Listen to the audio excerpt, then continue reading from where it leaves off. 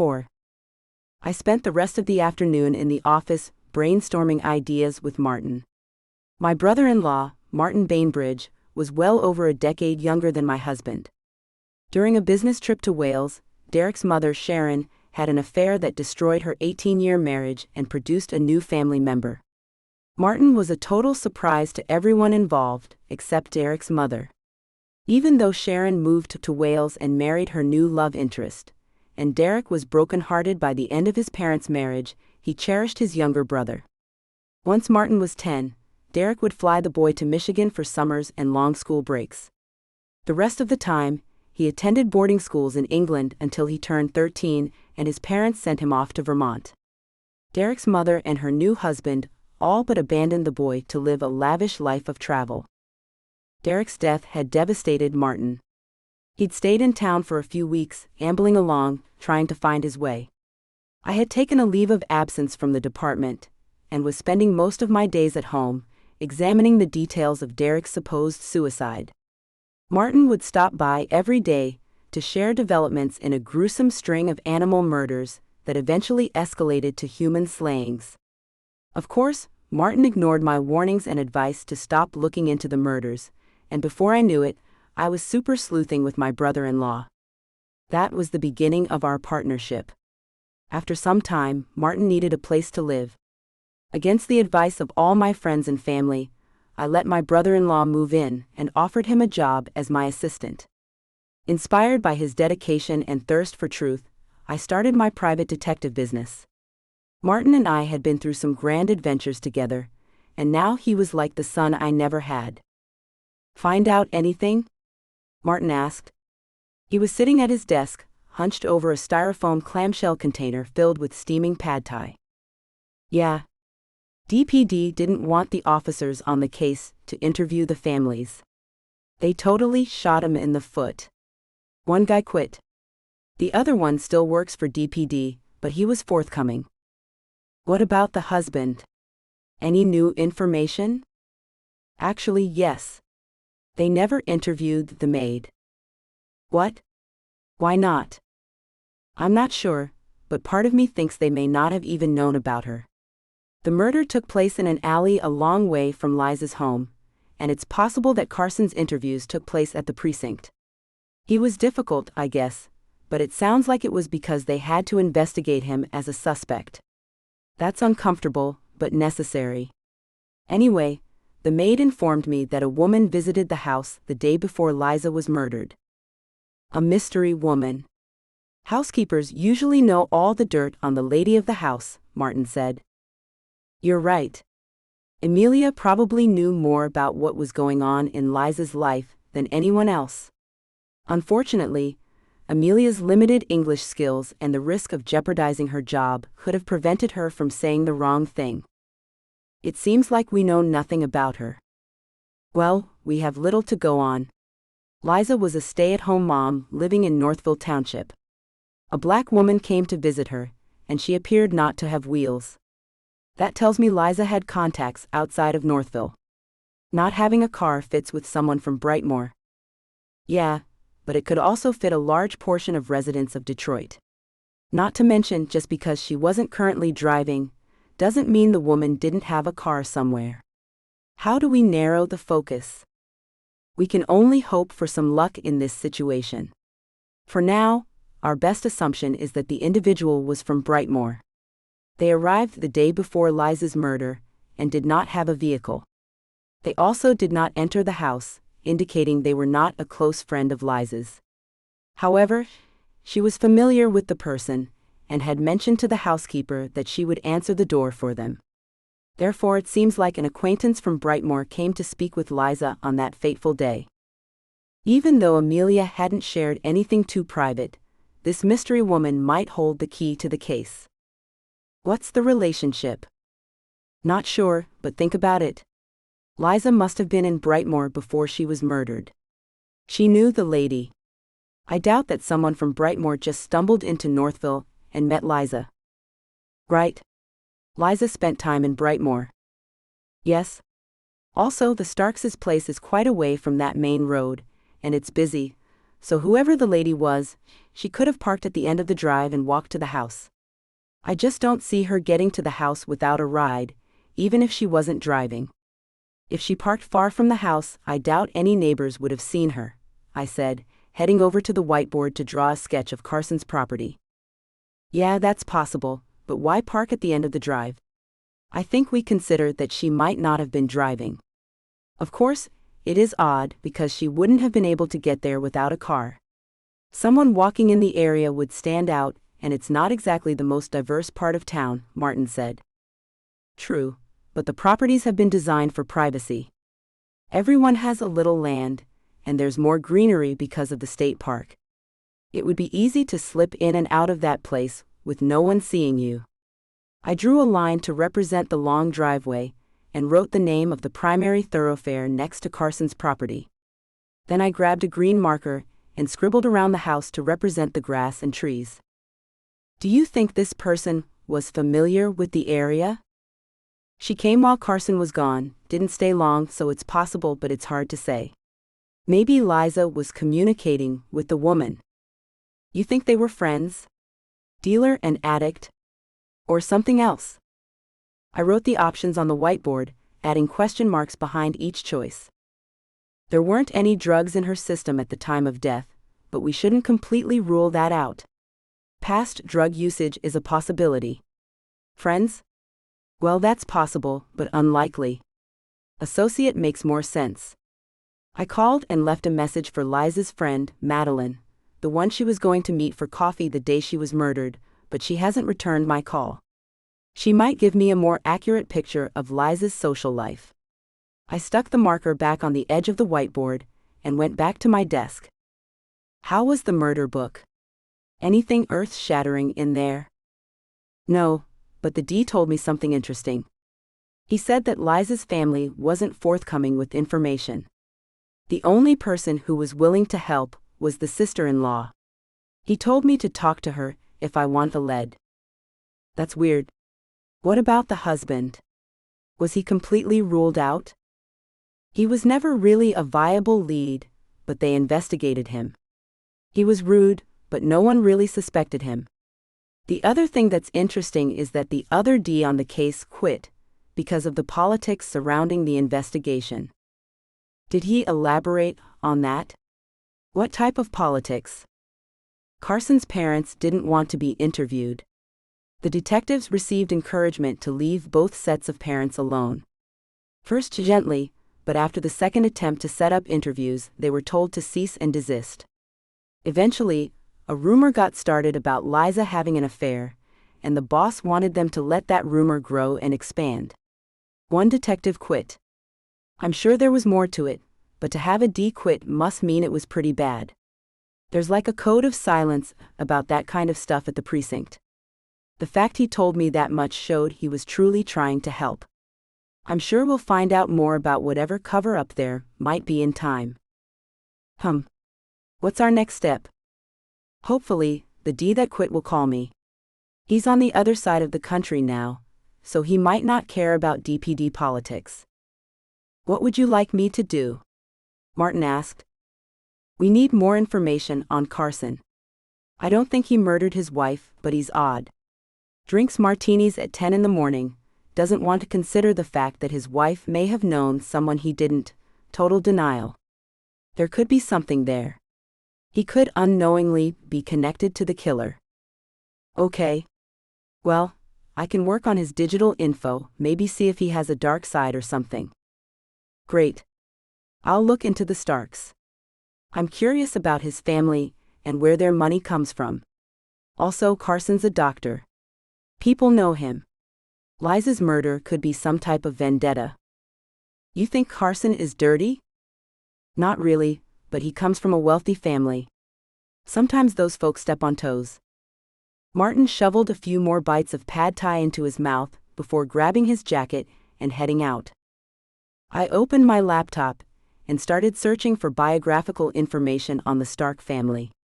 A simple internet search for Carson Stark pulled up hundreds of hits. I browsed through the listings and clicked on an announcement about his high school graduation. Back then, Carson had worn a shaggy pageboy cut that made him look much younger than a high school senior. A slight smirk creased the right side of his mouth, but his eyes were stern and serious. The Starks had bypassed public school and sent Carson to a private school in Bloomfield Hills, Michigan. He'd excelled in math, science, and English, and played rugby. Below the first picture were several smaller photos. One contained a tall, leggy blonde with the same pageboy haircut as Carson, identical eyes to her son, and a stiff arm around his shoulders. Another photo showed Carson and his father, a man who was at least 5 inches shorter than his son, with dark brown hair and cool blue eyes. The family portrait that contained all three of the Starks resembled somber photographs typical of those taken in the early 1900s. No smiles or emotion on their faces. Carson was just your average rich doctor, born and raised in a prominent Northville Township family that had been in the area since the late 1700s. At least, that was how it appeared on the surface. The second hit in the search provided personal information on the family. While Carson's paternal side of the family seemed to follow an established pattern of wealthy family succession, his mother was anything but conventional. Based on Aileen Stark's birth date, she was now 77 years old. A woman ahead of her time, Aileen McDonaldson's story was a true rags-to-riches tale. Her parents had emigrated from Ireland in the 1920s and lived in a working-class neighborhood on the west side of Detroit. Aileen won a scholarship to a prestigious private school, went on to the University of Michigan, and became a doctor. That meant she had attended medical school in the 1960s, a remarkable feat. Besides being a surgeon, Aileen hadn't given birth to Carson until she was 43 years old. There were several pictures and videos of Aileen Stark. She was at least 6'2", blonde and blue-eyed, slender and regal. Aileen had been a celebrity in her own right. As a female doctor and mother, she would have been a darling of the media. I clicked on a blurred video of an interview with a local news affiliate. Aileen Stark wore a blue suit jacket and a crisp white shirt. One long, shapely leg was crossed over the other, and a flat navy blue dress shoe dangled in the air. Her tone was smooth and even as she answered the interviewer's questions.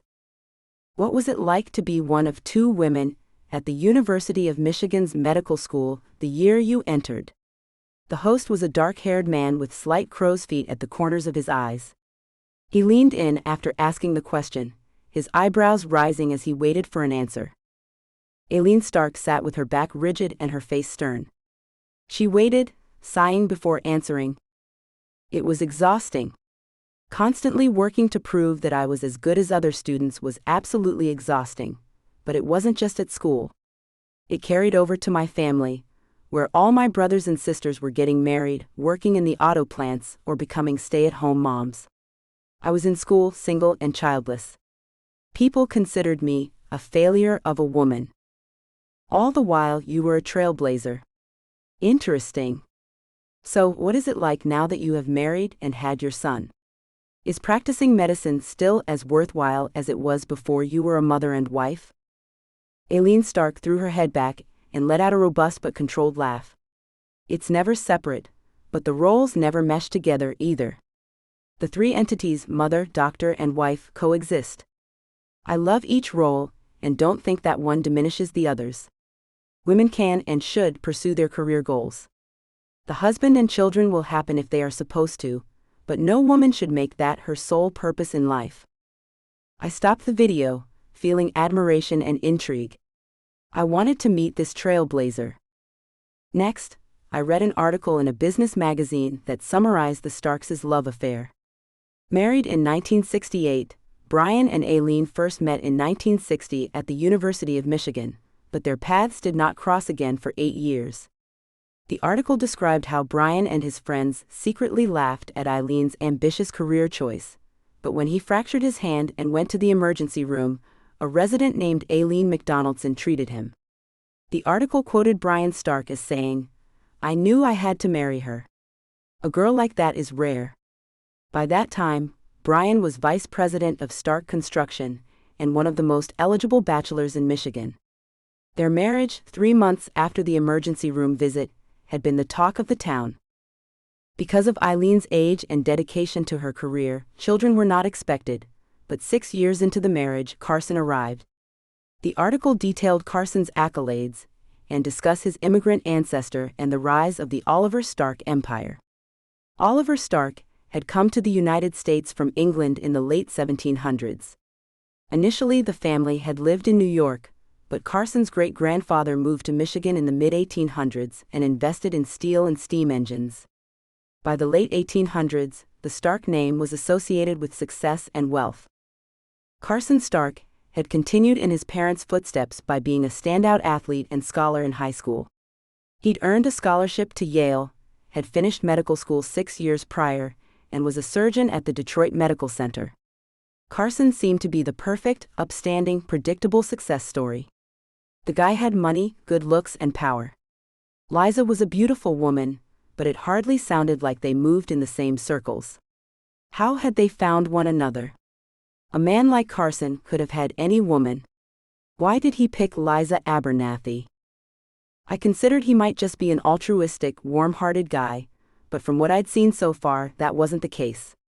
Not that Carson was cold or pompous, but he didn't exude warmth either. He seemed utilitarian and sterile, qualities that are excellent for a surgeon, but not necessarily great for a marriage. I opened a Word document and typed Carson plus Liza. After that, I went back to researching the Stark family. By the 20th century, the Stark family fortune had multiplied thanks to a shift into the construction business. Carson's grandfather had gotten in on Detroit's Gilded Age, a time when housing and skyscrapers were being built at a rapid rate. Back when architecture and style mattered, the Starks helped bring classic but affordable bungalows, Victorian mansions, and Italian revival estates to life.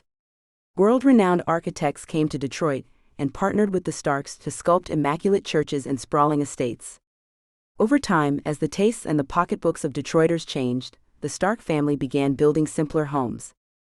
Stark Construction built many low-income housing developments around Metro Detroit, including in Brightmoor. By the time Carson came along, the fortune was secure and robust. I'd heard of Stark Construction, but hadn't made the connection until now. Most of the coverage I'd read of Liza's murder focused on the shock of a Northville socialite being found dead in Detroit, but several reports included snippets about Aileen Stark and how she was a pioneer for women in medicine. The combination of the Starks' wealth and Carson's mother's achievements made the Starks a power couple, movers and shakers in Metro Detroit. I was dealing with a powerhouse in Carson Stark. A quick internet search told me that Aileen and Brian Stark still ran Stark Construction out of an office in Plymouth. Curiosity moved me to hop in the car and head to their office. 5. Rush hour was snarling traffic, but a jigsaw route of back roads delivered me to the Starks' office in 25 minutes. The office was a small, well-kept Victorian house. I parked in the adjacent lot, squeezing the Taurus between a shiny vintage black Monte Carlo and a dated Chevy Lumina, and bundled up before stepping into the chilly air. A series of bells announced my arrival, and a buzz beckoned me into the cozy lobby. A petite woman with a name tag that read, LaToya, and skin the color of caramel corn greeted me with a smile. Hello. Welcome to Stark Real Estate and Construction. How may I help you? I answered her with a big smile and an outstretched hand. Her tiny fingers, limp and weak, fell into my palm. I need to speak with Mr. and Mrs. Stark. Okay. Are you a renter or a homeowner? I'm a homeowner. I wasn't lying. I was a homeowner. I just hadn't bought my property from the Starks. Excellent. Give me the address, and I will get you in right away. I gave the receptionist my address, hoping that Mrs. Stark didn't know all the addresses of her properties by heart. I sat in an elegant bronze chair featuring a lion's head at the end of each arm, waiting to be thrown out of the office. The receptionist strolled down the short hall, stayed away for about 5 minutes, and came back to the desk. Mr. Stark is busy, but Mrs. Stark has agreed to see you. Aileen Stark was standing when I entered the room. She clasped my hand in a tight handshake, towering over me like a scion. Her thin blonde hair had a few streaks of gray here and there, but she looked no older than 55. Her body was taut and toned, and she walked the way she had sat in the old interview I'd watched on video, tall, proud, and strong. Her hair was styled in a cropped cut, leaving just enough length for soft curls to frame her face. She exuded a subtle masculine energy, a trait often found in women who have spent time working in male-dominated fields. "Mrs. Wilcox, I've been expecting you." Nothing mentioned about the deception I'd used with the receptionist. "Thank you for meeting with me. It is a pleasure to meet another pioneer. I've heard great things about you from Carson. It is a pleasure and honor to meet you as well, Dr. Stark. You've researched me." "Just a simple collection of data, but no less impressive, Dr. Stark." A tight-lipped smile spread across her thin lips. "You are here about Liza. How can I help?" "As you know, Carson has asked me to look into her murder. Liza didn't have many friends, so I'm talking with family members to get a feel for who she was." I see. A type of, shall we say, psychological autopsy. Something along those lines. The DPD has been kind enough to share a little information with me, and I couldn't find any information on interviews with you or your husband." "That's correct. I couldn't stomach talking with petty cops. The comments they made on the news and the way they handled the investigation were appalling. When they insisted on meeting with us, we refused on principle." "You thought the police didn't do a good job investigating the case?" "Mrs. Wilcox, I have much more faith in a determined young woman who seeks the truth than a bunch of young, untrained, and uneducated men. I thought about the amount of intelligence and college degrees held by the guys on the force. Assuming that the officers were untrained and uneducated was rather arrogant." "Did the officers offend you?" "No, they just asked elementary questions. I suspect your questions will be much more advanced. You've already intrigued me with the psychological autopsy.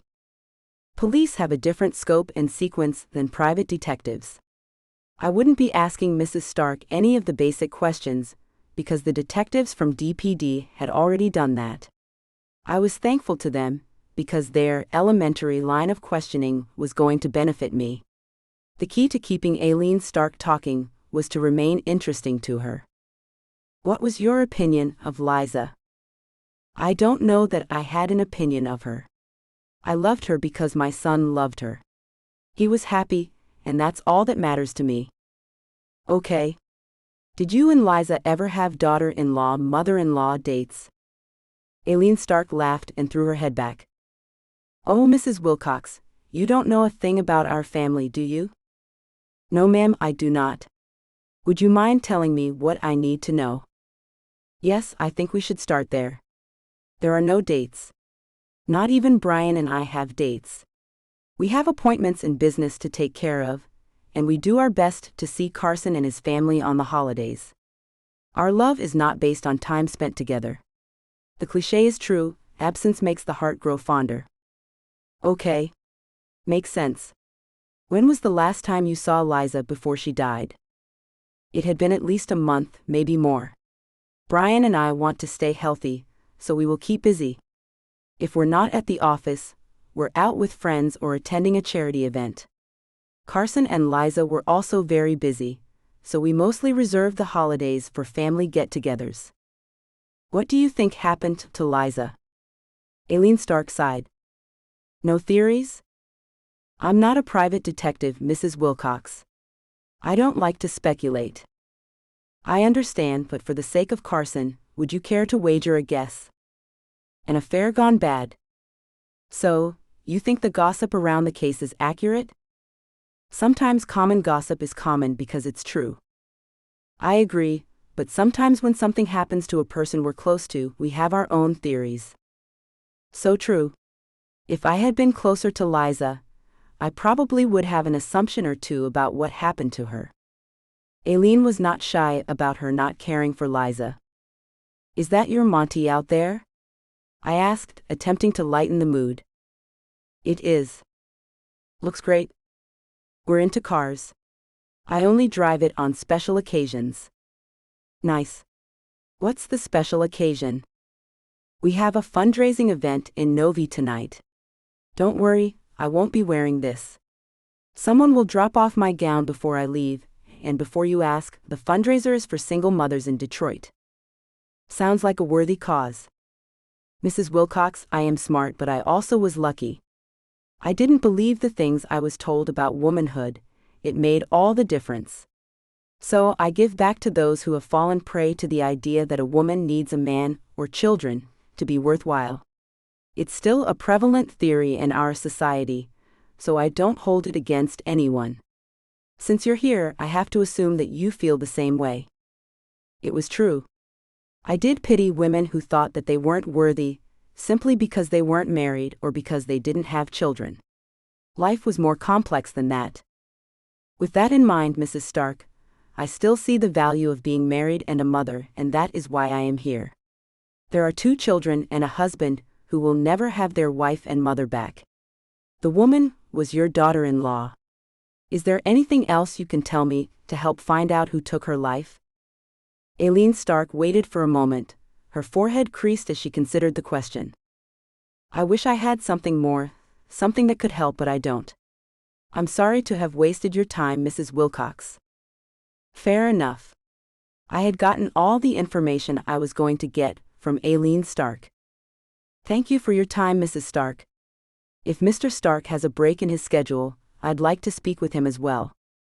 She nodded her head in a manner that told me it was highly unlikely that Mr. Stark would ever be available to talk with me.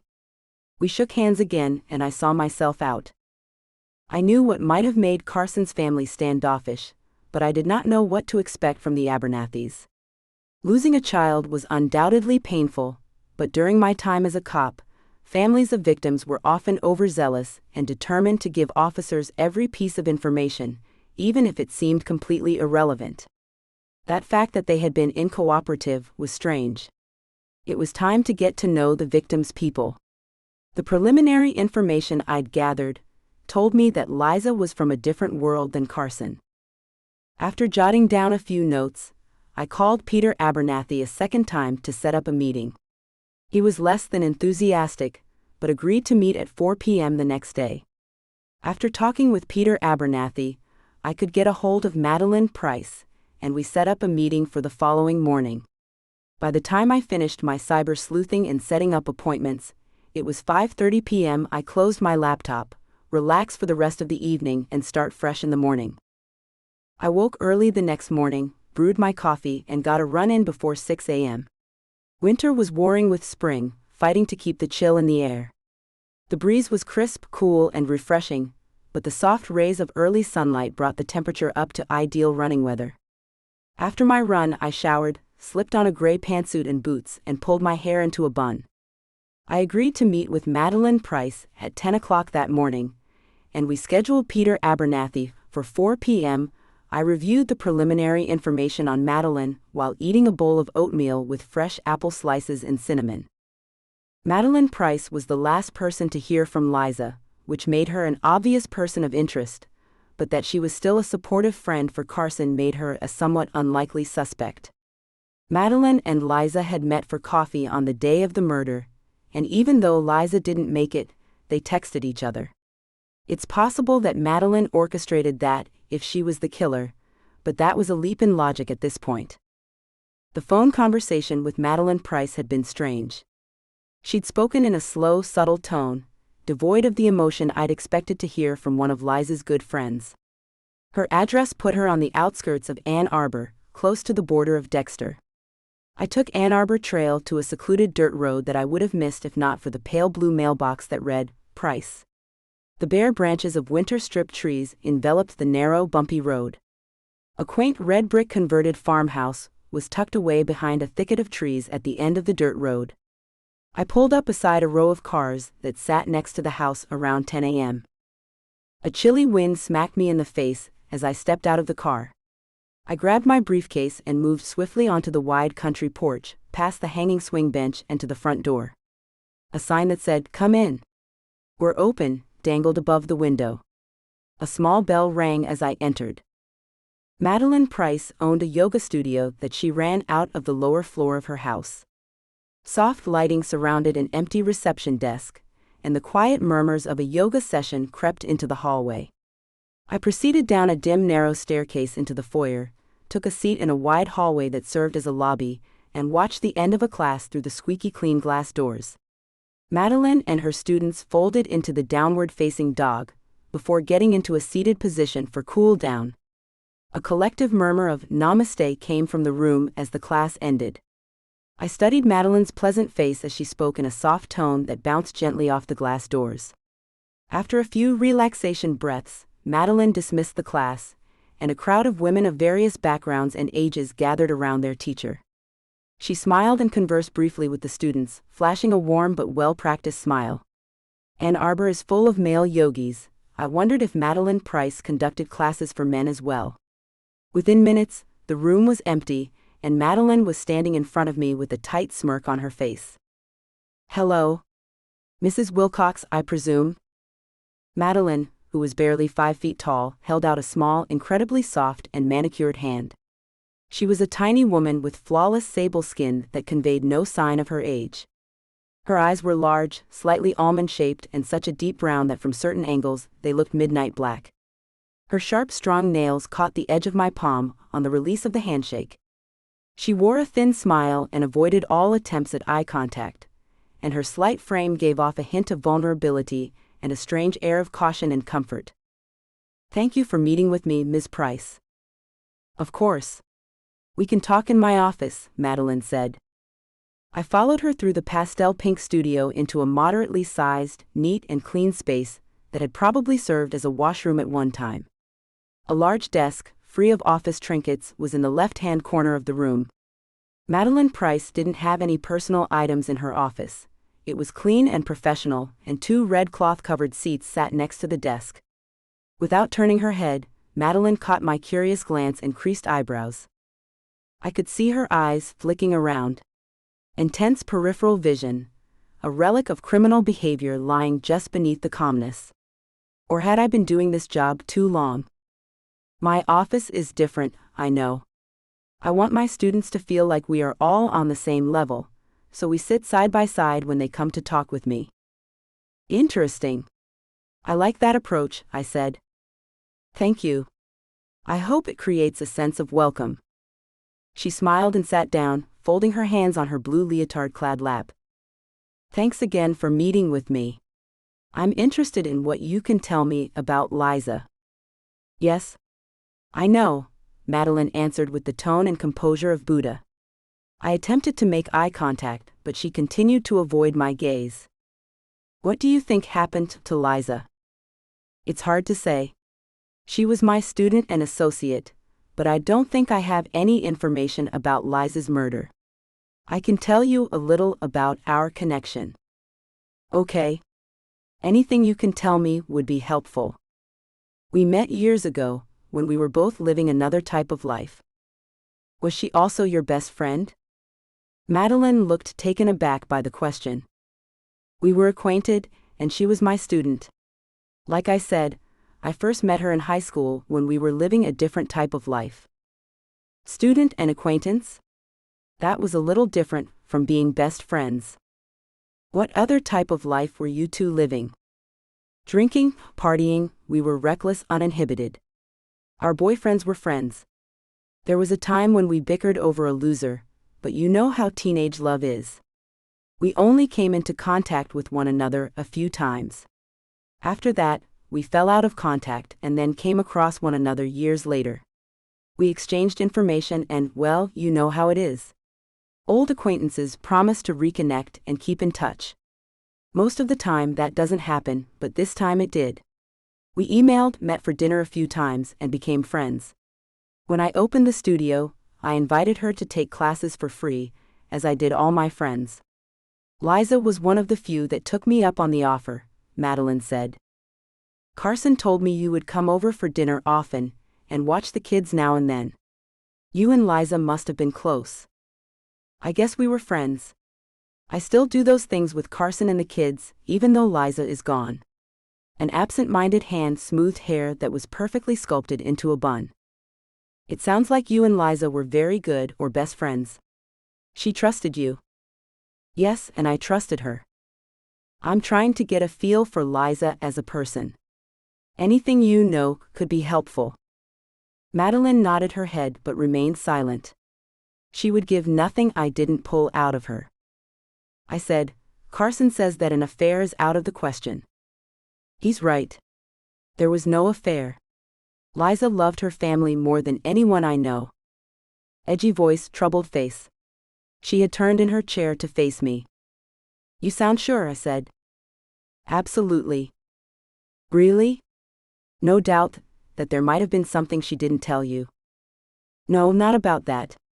She was not having an affair. There was too much certainty in her voice, and her hands were gripping the sides of the chair. How could she be so sure that Liza wasn't having an affair? Her small fingers applied enough pressure to lose color. I changed the subject. Can you walk me through what happened that day you and Liza were supposed to meet for coffee? Sure. Liza called me the night before and asked if we could meet for coffee. Said she had something to talk with me about. No, she didn't give me any hints, and it was late, so I just agreed to meet. We decided on 3 the next day, Sunrise Cafe in Farmington.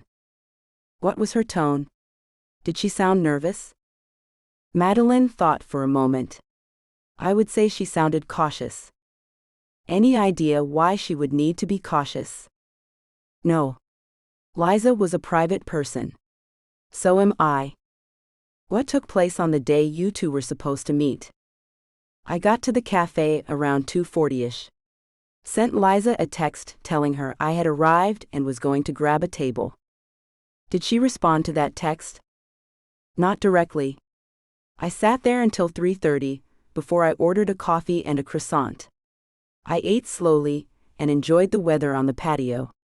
At 4:10 I received a text message from Liza that said, running late but still coming. I continued to wait until 5:30. I was a little annoyed and left. After I hopped in the car, I thought, what if something happened? I sent Carson a text asking if he'd heard from Liza. I didn't hear from him for several hours. He's a surgeon, so I expected as much, but during that time I called Liza twice and sent a few text messages. When Carson responded by telling me he couldn't get in touch with her, I called him and explained how she'd stood me up. We were both at a loss. Were you able to leave voice messages when you called Liza? Yeah, but I didn't. I was confused and angry. Wasn't sure what to say, but I didn't want to be rude in a message, so I just called and hung up when she didn't answer. Did you speak to Carson again that night? Yes. He called around 2 that morning. 2:00 in the morning was within the kill zone. Could the two have collaborated and murdered Liza? What did Carson have to say at 2 in the morning? It sounds strange that he would call me at that hour, right? But who else could he call? Liza's family is estranged. They would not have been any comfort. I told him he needed to file a police report the moment he got off work, which he did. He called me from the police station to tell me that the officers were arguing about filing a missing person report before the obligatory 24-hour waiting period. I told him that wasn't true. He just had to push the issue, and the report would be filed. Smart lady. No law mandates a waiting period of 24 hours before filing a missing person report. Somehow that stipulation had slipped into the vernacular of police forces around the country, but it was largely a myth created in the 1970s, when people were apt to hitchhike and take off without letting loved ones know where they were going. When did you hear about Liza's murder? That afternoon. Not too long after the police finally let Carson file the report, they found her body. Carson called me around 3 that afternoon. Identification was easy, and the cops were at Carson's door soon after the body was discovered. What happened next? I rushed over to be with Carson and the kids. It was chaotic. His parents were there, so were Liza's parents. I know all of them, so it was good to be there to lend a hand. I helped with the kids, made tuna casserole, and tried to comfort his parents and in-laws. Later that day, Peter, Liza's brother, and his family came to the house. The rest is hazy. Someone killed Liza between midnight and 3 a.m. Where had she been between 4:20 p.m. and the time of her death? Liza never canceled her coffee date with Madeline, which was interesting. She was either planning on making it and got sidetracked by the killer, or she had plans that overlapped. The last text Liza had sent said that she was running late but still coming, which supported the theory that she had run into her killer that afternoon. If the killer was a lover, perhaps they argued, made up, argued again, and the second time the argument ended in murder. Carson had told me that Madeline called him at 5:45 p.m., asking if he had heard from Liza. They were originally scheduled to meet at 3 p.m. It seemed like a long time to wait for someone to show up. Why did you wait so long at the coffee shop? Liza was always late. Whenever we were meeting, I knew to bring something to keep me busy while I waited for her to arrive. I took my books from the studio. I was reviewing payments for my online subscriptions and payouts to my assistant teachers. The time flew by. Any idea why Liza wanted to meet at Sunrise Cafe? We meet there often, good coffee and friendly faces, and it's just a nice, quaint area. We started meeting there when she lived with her parents in Livonia. Back then, we would walk around downtown Farmington, solve all the world's problems. So this coffee shop holds a special place in your hearts. Would that be fair to say? Madeline thought for a moment. You could say that, but we were just meeting for coffee. It isn't inherently a special place. It is nice that they know us there. Kind of makes meeting for coffee even more inviting. When was the last time you received communication from Liza? The text message at 4:20. After that, nothing. The murder file hadn't explained the gap between the time they were supposed to be meeting and the inquiry from Madeline. Liza had sent Madeline a text message just before 4:30.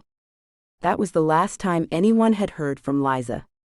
Carson and Madeline both called and sent text messages to her phone throughout the evening.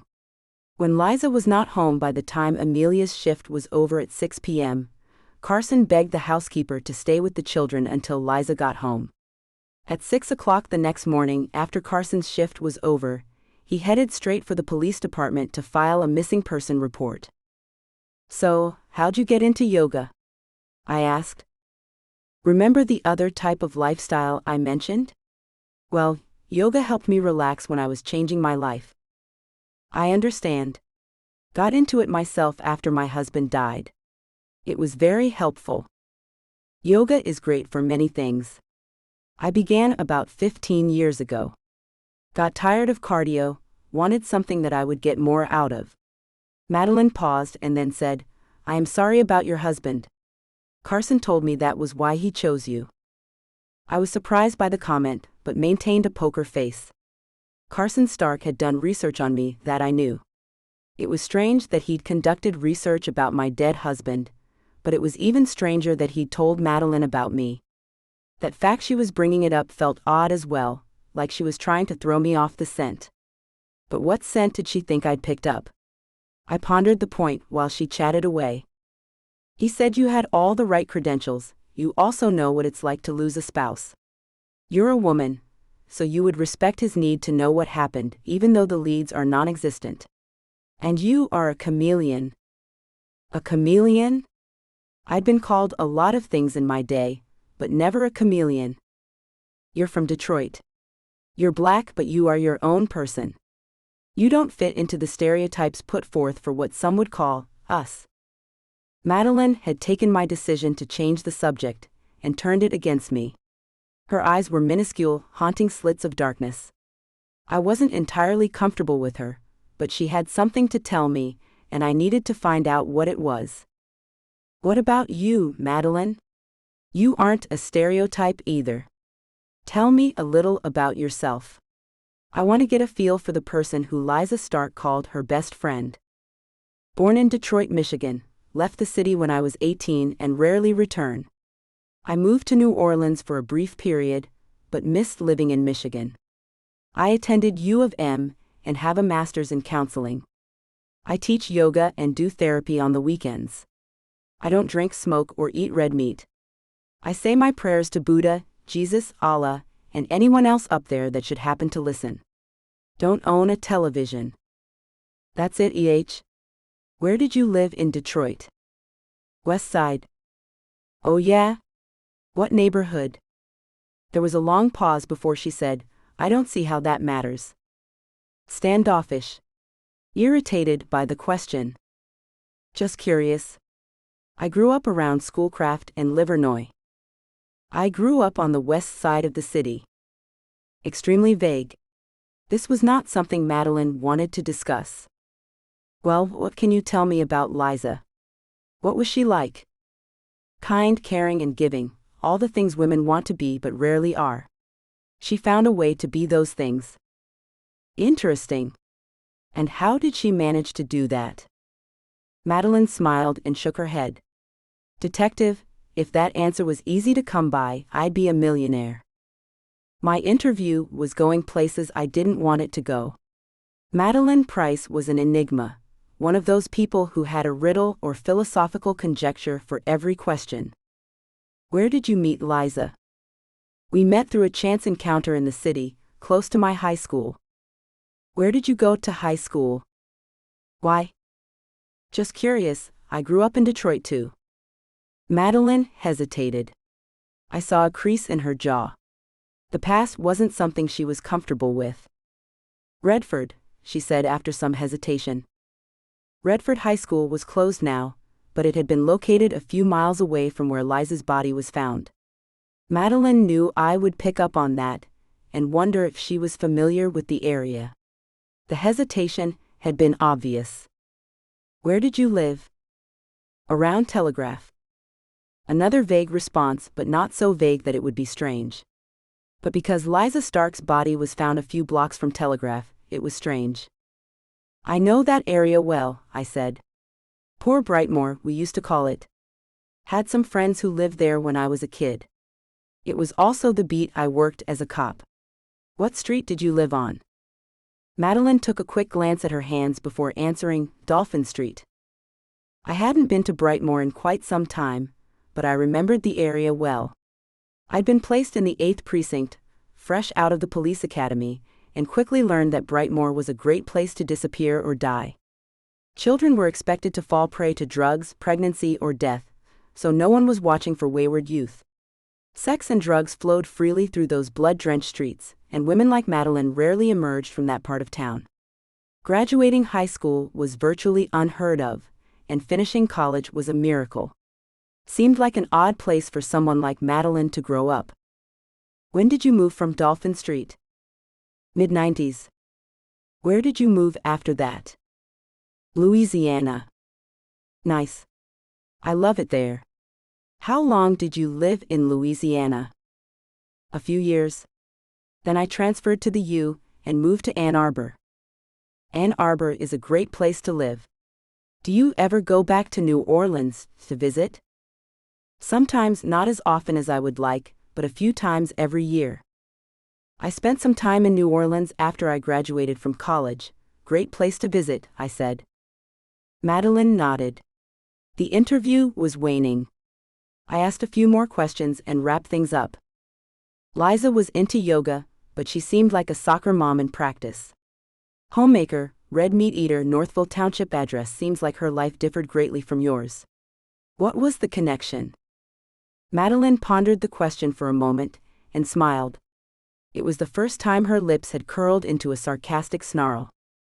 It just so happens that different people who live different lifestyles can be friends, Mrs. Wilcox. How long were you married? It was an odd question to tack onto the end of her statement. I hesitated before responding. Not long enough. The struggle to keep the pain out of my voice failed. Ah. For that, I am very sorry, Mrs. Wilcox. This time she was sincere and concerned, the counselor in her coming out. I met Derek when I was 5. We married in our mid-20s, and Derek died a few months after his 34th birthday. Your one true love? Correct. An awkward pause hung in the air. My thoughts drifted away from the interview. I have a class in 10 minutes, I must prepare, she said, pulling a business card off the desk.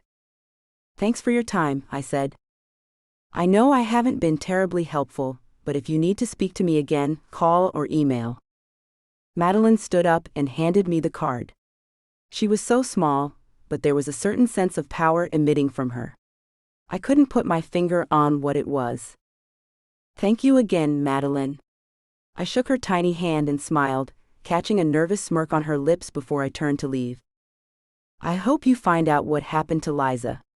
She was a good person and Carson deserves to know, Madeline said as I headed for the front door. I noticed that her warm, calm tone had returned. 6. It was hard to gauge Madeline Price's emotions, but her connection to Brightmoor suggested that she had some ties to the area where Liza was killed. Even though almost 2 decades separated her residency in the neighborhood and Liza's demise, it was quite a coincidence. There had also been some hesitation in telling me where she'd grown up. Madeline said she had met Liza when they were living a different kind of life. She had never mentioned where they'd met, but she had known her since high school. But if they met around Redford High, they were probably somewhere in Brightmoor. Various scenarios ran through my head as I crept along the narrow dirt road. Someone killed Liza Stark in an alley in Brightmoor. They dumped her in the alley just 1 street over from Madeline Price's residence. If Madeline had lived on Dolphin Street between Fenkell and 6 Mile Road, it would simply be too much of a coincidence that Liza's body was found on Da Costa Street between those 2 thoroughfares. Of course, Madeline moved away from Brightmoor during the 90s and they found Liza's body in 2011. There was a gap of well over a decade between Madeline living in Brightmoor and the discovery of Liza's body. What was the connection?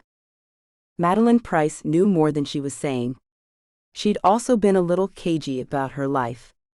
I made a mental note to find out more about her when I got home. I glanced at the time on the car's dashboard, 10:50 a.m. I wasn't meeting Peter Abernathy until 4 p.m. that afternoon, which meant I could swing by Brightmoor. There aren't many restaurants in Brightmoor, but if Liza had spent time with a side piece or anyone else, they'd probably stopped by Mickelson's Fish and Chips. It had been in the neighborhood for decades, and their fish was well known beyond Detroit's borders. I stopped in for the famous fish and chips. Simple wooden chairs and cafeteria-style tables lined the restaurant. Fishing and shipping paraphernalia covered the walls, and a corner of the restaurant held an old jukebox. I took in the sights and waited patiently to talk with the cashier. The woman at the counter wore an unremarkable ponytail that brushed the top of her waist. Her face was plain but pretty and free of makeup. How are things in Brightmoor these days? Same, the middle-aged woman said without looking up from the register. She pointed me toward a rickety 2-top. I sat down and surveyed the room, noting the 6 other patrons. None of them looked like residents of the abandoned and fire-bombed neighborhood that lined Dolphin Street. This was a place that had survived in Brightmoor, but it was not of the neighborhood. Professionals and elderly couples filled the chairs, crowding around rickety wooden tables. This was a place out of time. The white flight of the 1970s had taken the regulars to homes in the suburbs, but they returned to rekindle nostalgic memories of their childhoods. After cashing out several patrons, the woman from the cash register came to my table, pen and pad in hand. Have you ever seen this lady? I pulled out Liza's picture and put it on the tabletop. Yeah, she's been in here with another lady. More than once? Yeah, a couple of times. Who's asking? Sylvia Wilcox. I'm investigating her murder. The cashier looked up, her eyes wide with alarm. Oh, that's the lady, isn't it? The one that was having the affair and got killed? Probably a gangbanger. She should have known better. What can you tell me about the 2 women? Nothing special, just seemed like 2 friends. They laughed, ate lunch and talked. What did the other woman look like? Short, tiny actually, with black hair in a bun. Pretty. Madeline Price. Why would they be in Brightmoor? Neither of them lived anywhere near the neighborhood. Were they regulars? No, but they came in a few times. Nothing major. Probably 3 or 4 times. We don't get a lot of new people in here, so when newbies come in, we notice. Try to keep them coming back. The fish and chip shop sat across the street from the alley where Liza's body was found. Why were the women hanging out in Brightmoor? Two successful, attractive women of means traveled to one of the most dangerous neighborhoods in the state to hang out? Why? The fish and chips were delicious, but Brightmoor was so far out of their realm. Liza and Madeline weren't of the neighborhood, but they had an affinity for Brightmoor. There wasn't really a better explanation that I could think of. Maybe they came back to stroll down memory lane. But how good could the memories be? Not better than being a successful yoga teacher and stay-at-home mom married to a doctor. Why live in the past? Thank you. Hey, great food. I tossed a 40% tip onto the table and left. On my way to the car, I brushed past a group of girls dressed in red with red bandanas in their pockets and on their heads. It was the same pack I'd seen in the party store the previous week. I turned around and headed back into the restaurant. Hey, do the locals come in much? The cashier looked up. No. We don't allow gang colors, so most of the locals stay away. We have a good reputation. People will cross Telegraph Road for our fish. Gotta keep it safe in here. I slipped back out the door, looking for the girls, but they were nowhere to be found. So far, I had confirmation that Liza and Madeline had been in the neighborhood. Now I needed more information about why they were there. I had no idea how to find that out. I switched gears and headed around the corner to the house of the woman the party store owner had told me stopped in after the store closed on the night Liza was shot. I drove around the corner and sat next to Amber Duke's house. I watched for signs of life. After about 20 minutes, a small woman with thick-framed glasses came out and walked down the street. She came back about 10 minutes later with a cup of coffee in her hand. Amber Dukes wore thick Coke bottle glasses that were pushed high on her sharp pointy nose. Her skin was pale with a hint of orange, common in people who spend time in tanning beds. Her hair was a thick blanket of wild curly gray hair that fanned out around her head. She opened the gate in front of her house, pulled 2 dog leashes out of her pocket, and hooked them to the pair of Rottweilers in the yard. I stepped out of the car and headed toward the house.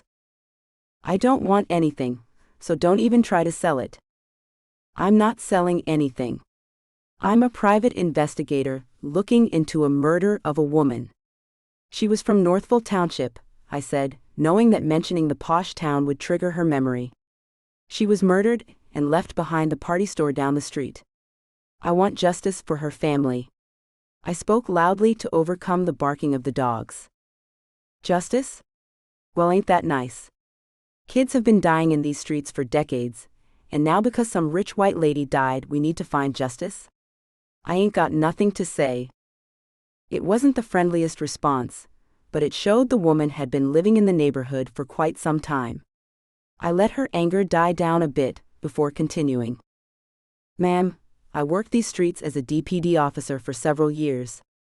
I care about justice for the people of this neighborhood, but I don't think that just because someone doesn't live here or they are a certain race, they don't deserve justice. I want justice for everyone, especially the little children Liza Stark left behind. The woman opened the gate and looked back. You work this hood? Prove it. In 2008, we ran a sting operation that ended the drug ring that ran from Dolphin to Trinity. This led to an increase in vacant houses, but most of them had been crack houses, so it made the neighborhood safer. Your former neighbor, John Jennings, lived 2 houses down. He was robbed at gunpoint one weekend and shot the next. We caught his killer within a week. Shall I go on? The woman freed one hand and turned to face me. Amber Dukes, she said, giving me a warm handshake. Sorry for being so salty. I'm just tired of people looking for justice for only some people. I guess you work all sides, and that's all right with me. What do you want to know? How long have you lived here? 25 years. Bought my house for $20,000. It's not perfect, but it's our little slice of happiness. I didn't know that the drugs and gangs would spring up around here the way they did, but my husband grew up in this area. He wanted to come back for some reason, probably because he's a long-haul trucker and he doesn't have to be here often. Amber Dukes let out a cackle. The laugh lines showed her joy and happiness. Did you know that the woman who was murdered in 2011 lived in that house across the street in 1996? Nah. No way. You gotta walk with me. These dogs aren't going to wait. I walked beside Amber as the two dogs pulled her down the street. Liza Abernathy lived across the street. She would have been young, in her late teens. Any of that sound familiar? The woman's forehead creased as she struggled to keep up with the dogs and see if she remembered Liza. She looked much different back then, but here's a more recent picture. I pulled out the picture Carson had given me. Yeah, I remember her. She was living with a no-good loser. He was dangerous. His whole family was into things. There was one time when his sister, who also lived there with them for a while, was dragged down the street by the father of her children. Supposedly, the baby's dad came back and killed her daddy. Crazy shit. Do you remember his name? Let me think. DeJuan? No. It was just something. Maybe DeMario, yeah, that's it. I remember it because he ended up getting arrested later on for something. He was on the news, and I recognized him. Okay, and DeMario's father was allegedly murdered by his pseudo-brother-in-law. That's what we heard. The father was found in an overgrown field, was a John Doe for a few weeks. Don't know how true that was, but there was a time when the supposed killer's mother came over to the house and there was a huge argument. They were out in the street screaming and hollering. We called the police. It was ugly. How many people would you say lived in the house? Don't know, but the family of the man was always coming and going. One night, a cousin broke the front window. It was one of those things where the family was just crazy, always arguing, always fighting, and now and then they would shoot at one another or break windows, not the best neighbors to have. In fact, they are the reason why we have a fence. We were worried because their kids would come into our yard and do whatever they wanted. They got no home training. What can you tell me about the girl, Liza Abernathy? Not much. She was just your average follower, who didn't really make much of an impression. Her eyes were dull and dim, not the brightest lady obviously. We never saw any other white people, so her family was not involved in her life. We figured they'd disowned her, you know? Not because he was black, but because he was no good.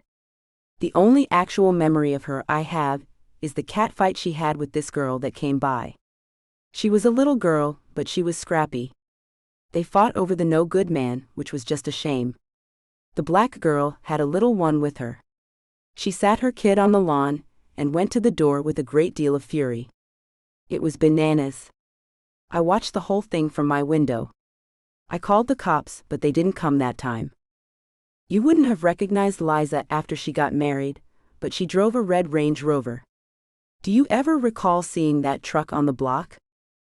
Amber thought about it for a moment, while she waited for one of the dogs to take care of his business. She pulled out a bag and cleaned up when the dog was done. Well, now that you mention it, I saw a red truck that was too new for this neighborhood. If you're smart, you don't buy new cars around here. They will be stolen, or they will get you killed. Yeah, there was a red Range Rover around these parts, but I haven't seen it in some time. Of course, because Liza was now dead. I went back to the fight that must have been between Liza and Madeline. The fight you told me about, do you know what it was about?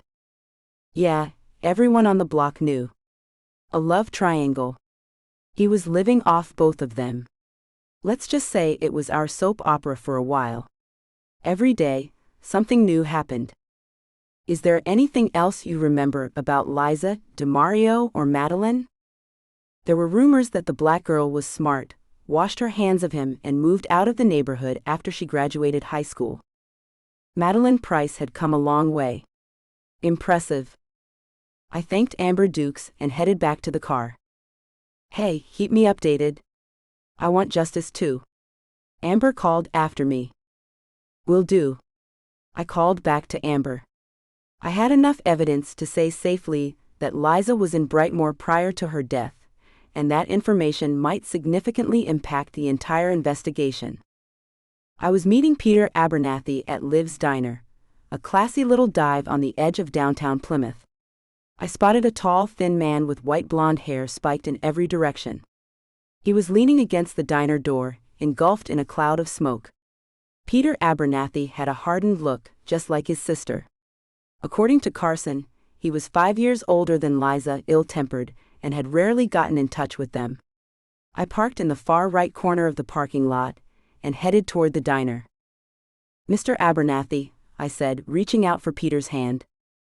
Peter nodded and held my hand for a moment, applying no pressure before yanking his hand back after a few seconds. I watched him pull the cigarette out of his mouth, stomp out the butt, and apologize for smoking. "Don't worry about it," I said, holding my breath to avoid inhaling secondhand smoke. It looked as though life had been hard for Peter Abernathy. His face was worn and leathery, and he looked about 10 years older than he was. I watched his gnarled hands reach for the door and wondered what had prematurely aged him. "Thank you for meeting with me, Mr. Abernathy." He nodded, said it wasn't a problem, and told me to call him Peter. I followed him into the restaurant, where a sign directed us to seat ourselves. "Any preference?" "How about that booth over there by the window?" I said, pointing across the dining room. We headed to the booth and sat opposite one another.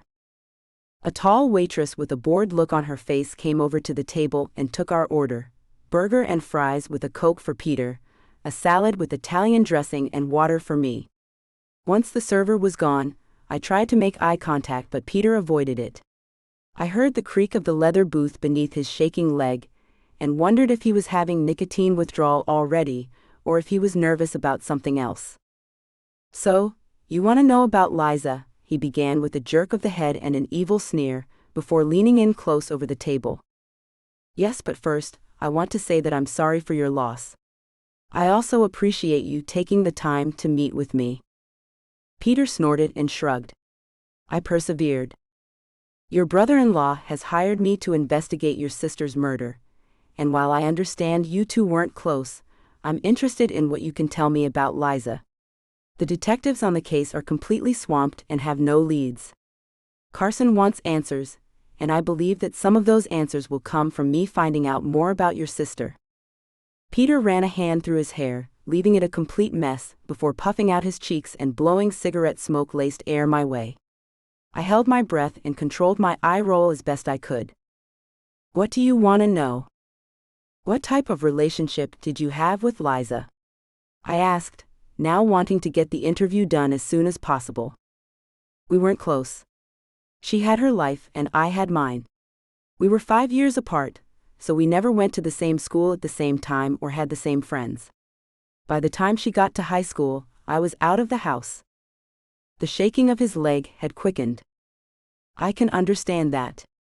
When you have age gaps like that between one another, it's tough to be close, but anything you can tell me about the years you spent together would be helpful." Peter's head jerked again. What was all the nervousness about? Perhaps he just had a tic. Or did he have something to do with his sister's death? "She was my parents' little angel. She raised holy hell in high school, but they took her back when she came knocking. I was in college then, but I know she ran away and got involved with some bad people." Peter Abernathy wrangled a pack of Camel Reds out of his green army coat. He tapped the pack of cigarettes on the table, before putting it back in his pocket. His nervousness was increasing. "Been 3 months. Sobriety's a bitch, but it's the only way I can see my kids. Might even get my wife back if I keep it up." I felt my eyebrows arch in an aha moment. He was an alcoholic, still going through detox. The nervousness was explained, or was it? "Congratulations," I said, offering a warm smile that produced a glimmer of hope in Peter Abernathy's eyes. He had his own demons, probably had spent little time thinking about his sister. Addicts aren't selfish. Their worlds are built on a self-centeredness that is necessary for any addiction. They don't have the capacity to think about others because they're controlled by a substance. Peter might not have much to tell me, but I pushed on with the interview. "I'm sure you've heard the speculation about Liza possibly being involved in an extramarital affair. What do you think of those rumors? She liked him. I mean, no offense, but she was into black guys before Carson. Growing up in Livonia, we weren't well stocked with them, but Liza found them anyway. Not the nice ones either. I mean, no offense, but she went for the ones with the baggy pants and braids in their hair. Not the ones like you. No offense was taken, but it was interesting to see how antsy the subject made him. He was not necessarily a racist, but someone who was uncomfortable with race. I considered what he was telling me. So, there had been a time when Liza had had an interest in the type of man Detroit typically produced. Had a deadly craving led to her demise? Were the gang attacks at Ali Mansu's store somehow tied to Liza? Do you know anything about Carson and Liza's relationship? Did you sense that they were happy when you saw them? Peter's top lip twitched before he spoke. I'm not a fan of Carson. He's a stuck-up punk who wants to control everything. Is there anything else you can think of about Liza, her marriage, anything that might help me find out who killed her? I ain't got much to say. We weren't close. It was her choice as much as mine. Did Liza have any enemies? Probably. She was strange. Not real warm and fuzzy. Kind of a loner. When was the last time you saw Liza? I think it was Memorial Day. It was right around the time Abigail and I started trying to work things out. Was Liza herself? Did anything seem off? She was a little quiet, and she looked distracted, but she was in the kitchen with the girls, my mom and Abby, most of the day. I was out with my brothers-in-law, Abby's brothers, on the boat. Carson breezed in and out, claiming he had to work. You mentioned Liza was rebellious during high school. Was she ever estranged from the family? Yeah, she ran away in high school and was gone for years. Eventually, she showed up on my parents' doorstep. Did she ever talk about where she was during that time? Nope, she just left and stayed away for years. I was pretty pissed at her for putting mom and dad through that shit. Didn't really talk much to her when she returned. Eventually, Abby encouraged me to make amends. Do you think your sister had any ties to Brightmoor? The place where she was killed? Well, I figured she had to know someone there. I've never been there, but I hear it's pretty slummy. She could have been having an affair, but there's really no telling what Liza was up to over there. She wasn't always the best judge of character, could even have done something stupid, like offered a ride to someone. Do you know her friend, Madeline? Peter's face softened. Yeah, I know Madeline. She's a good person. That's what I've heard. What is your relationship with her? We don't have a relationship, but I've met her a few times. She used to come to my parents' house now and then. She and Liza would take trips together, hang out at the house. She was a good influence on Liza, helped her get her shit together. Peter's face was calm and pleasant when he talked about Madeline. Could there have been a twisted sibling love triangle? Peter loved Madeline, Liza loved Madeline, so someone had to be taken out of the picture. When was the last time you saw Madeline? Well, hey, what is this? Why you asking about Madeline? I thought you wanted to know stuff about my sister. The waitress returned with our food. She set the plates down cautiously, noticing that Peter was becoming increasingly agitated. I just want to make sure I have a clear picture of who Liza was. For that to happen, I have to know about her friends and family. Well, all you need to know is that Madeline was good to her. She was an amazing friend, so no need to go barking up that tree. Okay. Did you know that Ms. Price lived in Brightmoor for a time? She lived about 2 blocks from where Liza's body was found. No, I didn't know that, but I don't see how that could be relevant. I know that Madeline lives in A2, and has for several years. Yes, I was reaching, but I'd investigated too many murders to believe in coincidence. What did it mean that Madeline had once lived so close to the murder scene? It meant something, I just wasn't sure what.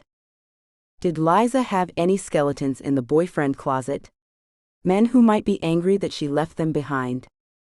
Sure, like I said, she dated bad boys. Do you remember any names of men she dated? Not really. Like I said, we weren't close. In fact, the less I knew about Liza's shenanigans, the better. I gotta get back to work soon. I ate as fast as I could, and thanked Peter for meeting with me. Mr. Abernathy, if you remember anything else, please let me know. Yeah, he said, pushing away from the table, cigarette pack already in hand.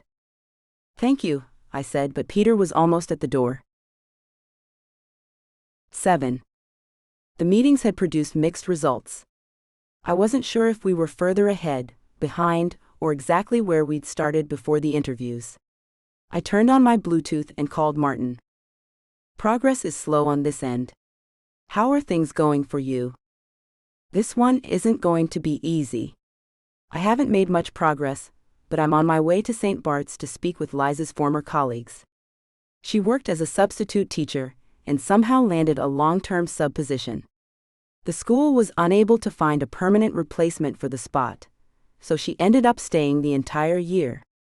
It doesn't seem like it was a positive experience for the principal. Okay. Well, get whatever you can from them, and we'll meet tomorrow morning. I'm heading to the office to do some super sleuthing. Internet. You got it. 10 to 4. My list of suspects was still empty, so I decided to dig into the backgrounds of Madeline and Peter. Despite their troubled pasts and strained sibling relationship, it seemed unlikely that either of them would have a motive to harm Liza. Nevertheless, Madeline's calm demeanor and guarded responses about her life raised some suspicions, especially since she used to live in the same neighborhood where Liza's body was discovered. As much as I wanted to consider everyone a suspect, neither Madeline nor Peter fit the profile. If anything, Peter's bitterness towards his sister could simply be due to his own anger issues and past struggles with alcoholism. And while Madeline potentially had a motive involving Carson, a romantic relationship between them seemed far-fetched and would have been an obvious line of investigation for the police. Ultimately, none of the information I collected seemed like viable leads or suspects. I needed to find something more substantial. Madeline Price had been less emotional than I'd expected her to be, but in time, any grieving person learns to cope by pushing the pain into a tiny space in his or her heart. Not that they weren't upset and missing their loved one, it was more the fact that one can't be actively mourning and still function successfully. It was strange that Madeline had lived in Brightmoor. The odds of her knowing more than she was willing to share were good. Tracking down address information online isn't difficult, so I embarked on the mindless, simple task of tracing addresses. I started with Peter. He had lived in Livonia, East Lansing, Farmington Hills, and Plymouth. The most recent address was in Plymouth, a nice, quiet neighborhood on the edge of Canton. A quick search of Peter's social media revealed short, basic posts such as, "So cold out here" and "Missing my girls." All 4 of them. He seemed to post every couple of months, but, like Liza, he didn't really seem to be into social media. Next, I searched Madeline's address history. She'd lived on Dolphin Street between 1992 and 1994, which meant she had moved there when she was about 15. Liza would have been 16 in 1993 when she lived in Brightmoor, not exactly an age when most young people move out on their own or have a house in their name. It was odd that both women had left home so early. Was it possible that the two had been emancipated youths? The Detroit address was in Brightmoor, but it wasn't the same as Madeline's. Liza had lived on Da Costa Street, which was very close to Dolphin.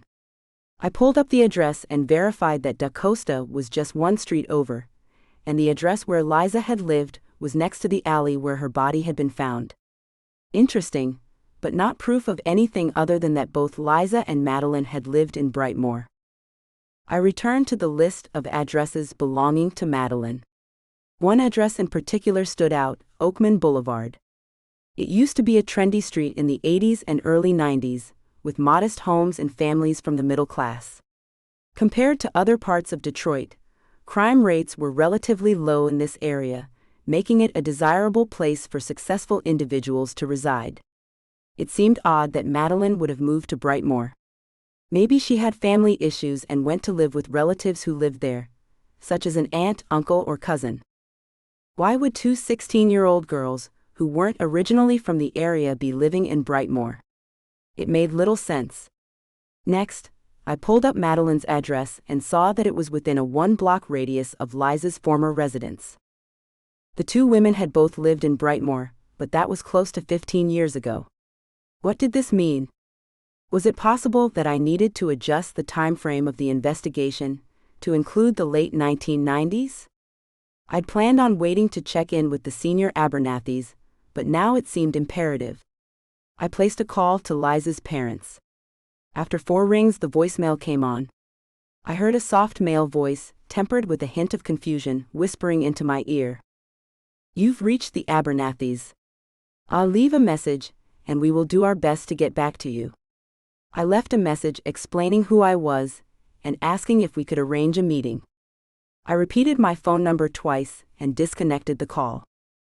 After the call, I considered strategic searches of the web that would help me decipher information about Madeline. As a private detective, the internet is your friend. I was registered with all the pertinent social media and networking websites, and I considered which ones might have information on Madeline Price.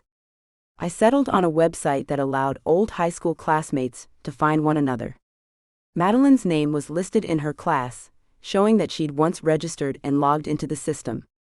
Overzealous reunion planners had scanned the yearbook and uploaded it to the website. Madeline Price had been president of the French Club, a member of the Honor Society, and a teenage mom. She'd paid for a full page in the yearbook, but most of the page was taken up with photos of her daughter, Kara. She appeared to have been a toddler by the time Madeline was in 12th grade. I remembered how cautious Madeline had been when I had asked about her past. Her daughter would be a teenager now. I clicked on another tab and Googled Kara Price. Results from a gymnastic tournament popped up first. A lean, small-boned girl with a bright smile, Kara looked like a younger version of her mother. She had shiny eyes and thick bushy hair pulled back into a cute bun like her mom's, but unlike her mother, Kara's hair refused to be tamed. According to the results, she had finished second in the tournament and had competed at the state level. Another page showed Kara at the statewide spelling bee and stated that she was a student at an all-girls college preparatory school. I was familiar with St. Mary's. The tuition fees were steep. In fact, some colleges were cheaper. Was a paycheck for a stealthy hit woman helping to fund little Kara's education? It was far-fetched, but Carson had plenty of money to spare, and if he had wanted Liza dead, it would have been easy to lure her into a trap with her best friend. Of course, it wouldn't make any sense to hire a pie to investigate a murder you'd orchestrated. I wondered just how much Madeline was bringing in at the yoga studio. Madeline didn't have any social media accounts, but Kara had one that she seemed to use sporadically. Her posts were vibrant and intelligent. The teenager seemed to try to and succeeded at being introspective, insightful, and impersonal. The one exception was on April 22nd. "Happy birthday to my beautiful mother, who sacrifices so much for me. She is my inspiration, and I will always strive to live up to her impeccable example. Love you, Mom." Kara was respectful, enrolled at one of the best schools in the state, a standout athlete and a scholar. Madeline had to be a proud mom. The only reason Madeline wouldn't mention Kara was if she thought her daughter might be hurt, or put in danger by something she told me. Or perhaps Madeline didn't want to share much, because the less she shared, the less I would suspect that she was guilty.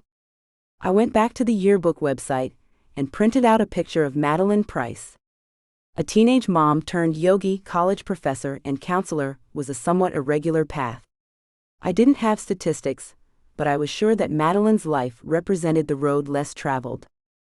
I jotted down Madeline's daughter's name and birthday. After that, I ran Liza's name through the system but couldn't find a trace of her. There was a chance that Liza had simply never signed up to the website, but I wondered if perhaps she hadn't graduated high school. As a troubled youth, she might not have finished 12th grade. I spent the rest of the day looking for gaps and holes in the narrative. I needed to reconstruct Liza's life from the age of 16 onwards. I spent some time searching online for more information. I dug further and found out that Liza had a GED, not a high school diploma, meaning that not only had she lived in Brightmoor but was a dropout while she was there. I considered all the trouble she could have gotten into as a teenager with so much free time, and wondered what she'd done to keep herself occupied. Several other names came up in a search of possible relatives. Names that I expected popped up: Peter Abernathy, Liza's parents, and Carson Stark, but there was also another name, Demario Masters. I typed Demario Masters into the computer and received several mugshots in the results. I opened another tab and looked for address information for Demario Masters. A few addresses popped up for him. One included Madeline Price, and Liza Abernathy was listed along with Masters for another address. Liza and Madeline had lived with the same guy? Bingo! I muttered. I typed Demario's name into the offender tracking information system and discovered a record of his past crimes in Michigan and Louisiana, but those were all committed years ago. He was currently serving 4 concurrent 15 to 60-year sentences for sexual misconduct. From what I could gather, he had also been incarcerated as a juvenile for a felony and spent 4 years in prison from the ages of 15 to 19. According to his prison release date of January 1996, Kara would have been born almost a year later in December 1996. This meant that he had met Madeline, who would have been 15 at the time of his release, and impregnated her shortly after. Attempted murder at the age of 15 was usually a sign of things to come. It wasn't a stretch to think that Demario had committed the crime close to, if not within, the boundaries of Brightmoor. My guess was that he had grown up in that area, and that was why Madeline ended up living there. My former precinct was just outside the jurisdiction that held the now-defunct Redford High School, the school from which Madeline had graduated, and I assumed Demario Masters had attended. I searched through a newspaper database using Redford High School and stabbing as the keywords. Several hits popped up, but only one took place in 1993, the year Demario was incarcerated. Since he'd been a juvenile, no names were used, but the article described a gang fight that ended with one student being stabbed in the head. That definitely fell into the attempted murder category, but that area of the city had been teeming with violence due to the crack cocaine epidemic. Demario could have been the perpetrator, but so could any other violent youth in the area. I tried to think of old-timers on the police force that might pine for a stroll down memory lane. The felony had occurred in the 6th precinct, across the street from Redford High.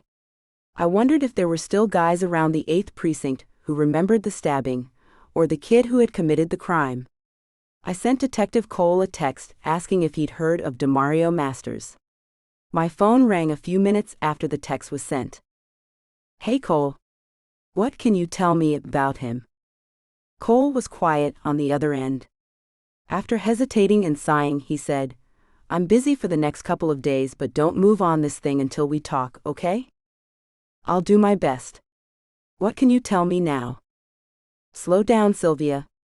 Just wait for a few days and we'll meet up." A sharp edge of warning was in his voice. I heeded it. "Okay. Call me when you're free and we'll set something up." After I hung up, my head started to spin with questions that were not going to be answered that evening. I closed my laptop, curled up on the couch, and slept until the next morning. The cold morning air brought light, fluffy snowflakes. I was snuggled under a beige and brown afghan, my head bent at a slightly awkward angle. Shaking off the crick in my neck, I went to the kitchen, started a pot of coffee, and headed for the shower. At 6:30 a.m., I slipped on a pair of black dress slacks and a red button-down blouse. Next, I sent Martin a text telling him to meet me at the Bluegill at 7:30 for breakfast. Just as I was heading out the door, Mr. Abernathy called and agreed to meet at 10 o'clock that morning. Even though it was only 17 degrees, I walked to the Bluegill. I bundled myself up in a knitted scarf and heavy cardigan, and slipped on an overcoat and flat black boots. The snow was easy to traverse. My boots crushed the white powder, still fresh and unshoveled, creating a slippery trail behind me. The crunch of the accumulated flakes echoed with each step as I trekked the 3 blocks to the restaurant. Martin's long, lanky frame was folded into a booth at the back of the dimly lit diner. He wore a beige sweater, faded jeans, and brown moccasins. "Hey," I said, sliding into the opposite side of the booth. "Morning. You find anything interesting?" I smiled and shook my head. "You're never going to believe this. Try me." Liza and Madeline lived in Brightmoor at the same time. They were 16-year-olds, living less than a block from one another, and there's a man who is listed as living at both of their addresses. The same guy? Yes. Can you believe that? Oh man. What do you think is going on? Marty asked. A tiny waitress with a smattering of freckles and thick curly red hair pulled into a bun came to our table. She smiled and asked for our orders. I ordered an egg beater omelet with home fries and wheat toast, and Martin ordered a stack of blueberry pancakes. I don't know. It doesn't make much sense. These two young girls from totally different worlds, inner city Detroit and Livonia, end up in the same place for 1 year. They have a man in common. Over the years they seem to be friends, but 12 years later, one of them is murdered a few steps from where both of them lived. But even if they had this man in common, and there was a love triangle, it obviously played out long before Liza's murder. Liza was living the life in Northville, and was married with kids. Madeline is a counselor and yoga instructor, living in A2, and obviously successful. Maybe there had been some trouble in the past, but they seem like smart enough ladies to get over that, right? Sure, but there's one problem with that. What? Liza Stark is dead. Well, tell me what you're thinking. I think Madeline should have been a little more emotional than she was when I went to talk with her about Liza. I know it's been a while, but if my best friend had been murdered, it would take me forever to get over it. Discussing it 2 years afterwards would still produce some emotion. That's another reason I think Madeline knows something or is connected somehow. I just don't know how. Yeah, death is so permanent. It's not something you get over. Especially since it seems they had known each other since they were pretty young. Right? So we need to find out more about what happened way back in Brightmoor. You think that's really connected? I don't know. It was a long time ago, but we should check things out anyway. The waitress set down our plates. Martin's stack of blueberry pancakes was as wide as the plate. My egg beater omelet was stuffed full of veggies and cheese. Anything else? The waitress asked. No, we're fine. Thanks, I said. Martin sawed off a hunk of pancake and soaked it in syrup. I stirred my omelet and home fries together before squirting ketchup on the mess. The brother was also weird. He was standoffish and a bit rude. I sensed some bad blood between the siblings, and no one dishes like a sibling scorned. He still seems bitter about the parents babying her. It's silly to still hold a grudge against a dead sibling. Petty and cold-hearted, Marty said. Peter hadn't shown any remorse or love when I had spoken to him about Liza. My brother had been missing since I was 10 years old, and there wasn't a day that he didn't cross my mind. I had been in a state of mourning for more than 2 decades, but Peter Abernathy didn't show any signs of sadness over losing his sister. You have a point, but I don't think he has a clear motive. There's not much online about Peter, a couple of social media posts about his family and the weather, but nothing major. Run a background check on him, maybe talk with people from his job. I'm going to set up another interview with him next week, and pay Carson a visit at home. What's the plan for Madeline? Marty asked. Great question. There wasn't any information on Madeline Price on social media sites, and Googling her name turned up very little. She owned a yoga studio and was a therapist. Normally that would mean an online presence of some sort. It was strange that her name didn't turn up anything. I think Madeline is hiding something. The Brightmoor connection may be involved in the murder. Do you really think that Liza's death is the result of something that happened over a decade ago? No, I didn't. But I didn't really know where to start with this case. So far, there wasn't any proof that Liza was anything besides an upstanding woman at the time of her death. The fact that her good friend had once lived in the neighborhood her body was found in gave me pause. I didn't know what the connection was, but something was off. What do you think this is all about? I asked Marty. I think Liza Stark slept with some guy and had a relationship of some kind. The guy asked her for money. When she refused, he killed her and dumped her in Brightmoor. Case closed. Sorry, Mr. Suburban Doctor Guy, your wife was sleeping around with some loser. Is that some plot from one of those Wednesday night cop shows? Not the answer I expect from my brilliant little sidekick, I said, before throwing money on the table and getting up to leave. Sometimes the simplest answer is the right one. True, but we don't have much to support that theory. You find some evidence, and we'll go down that rabbit hole. Fair enough. Infidelity felt too easy. There had to be more to the story. I thought about my conversation with Madeline. She had been vague, but did she seem like Liza's killer? Not really, but that didn't mean she wasn't guilty, or maybe she just knew more than she'd told me. Either way, I needed to investigate. I need to know more about Carson and Madeline. That would be the only way I could see Madeline being the killer. She and Carson are close, but Peter also really likes her.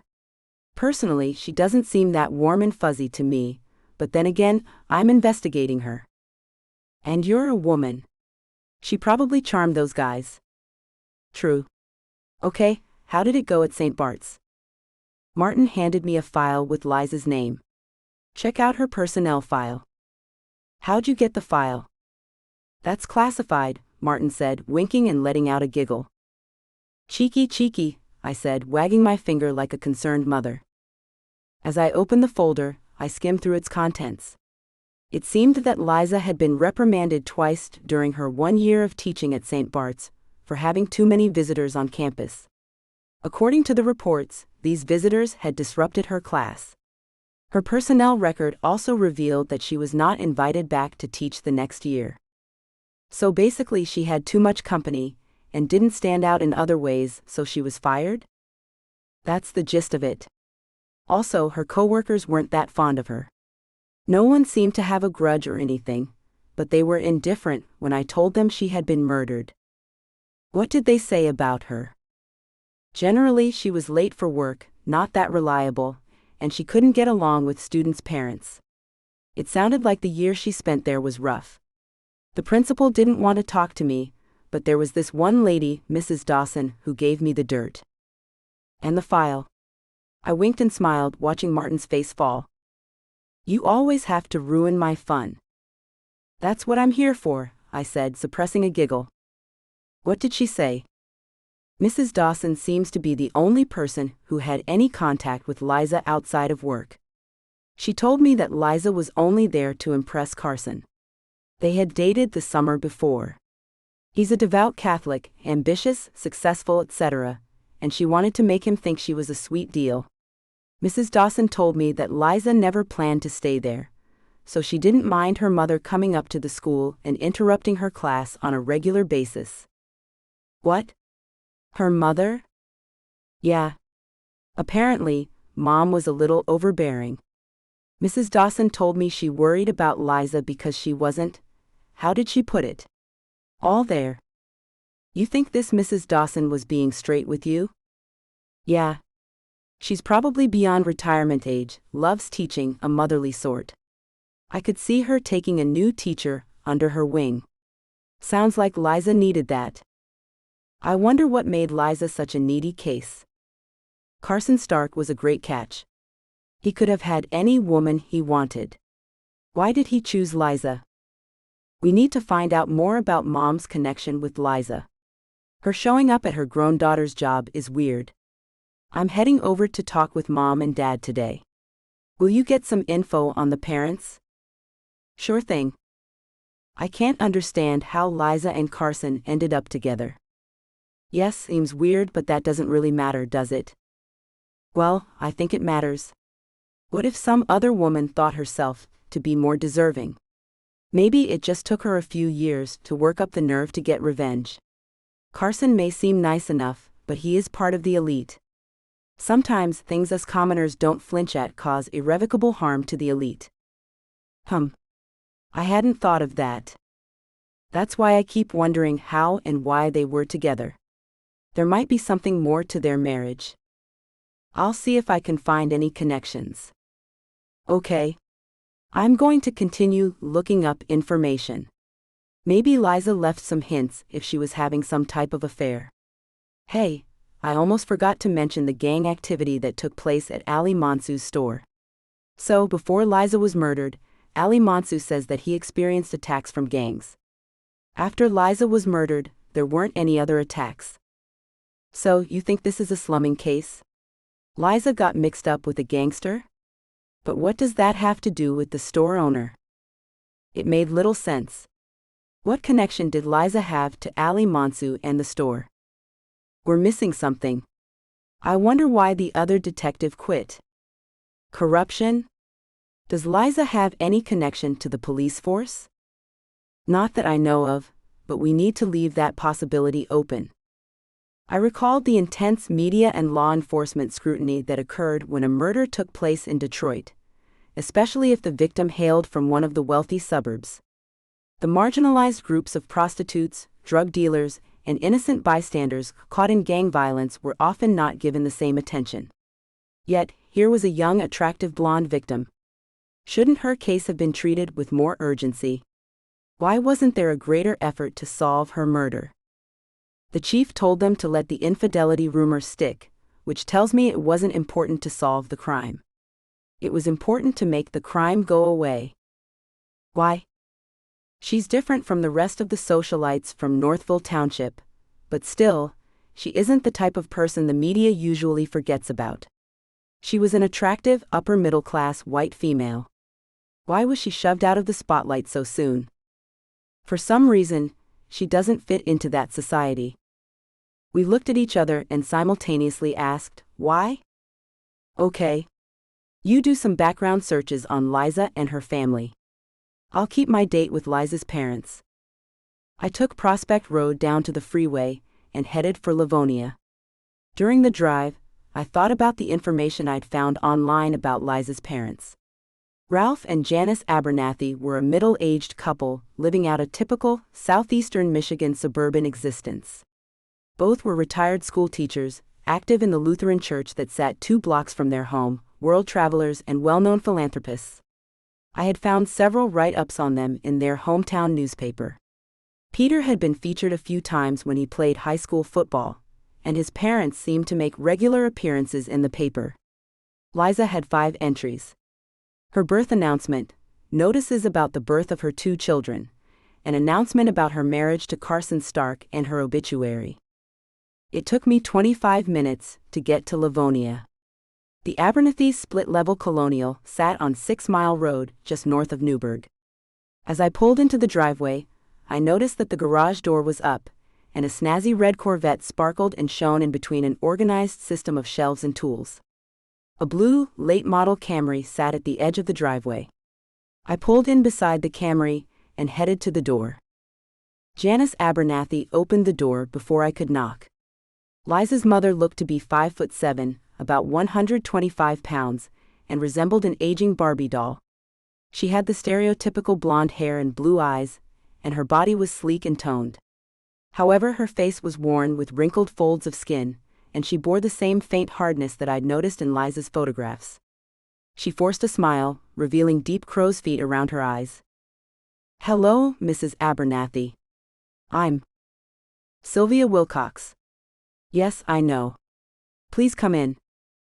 Mrs. Abernathy led me to a white leather couch in the living room, through a long hallway lined with family portraits and individual headshots of Peter. Brown plush carpet crushed underneath my boots, making me feel like I was walking on clouds. Pictures of the family were also clustered on the mantel. There was Peter in a football jersey during younger, happier times. Liza was pictured with the kids minus Carson, smiling that blank smirk. Her eyes appeared just as empty as they did in the picture I had of her. So Carson has hired someone to find out who killed his wife. Well, it's about time. Strange choice of words, his wife, not their daughter. Yes, he is dedicated to finding Liza's killer, and I am determined to help him get justice for her.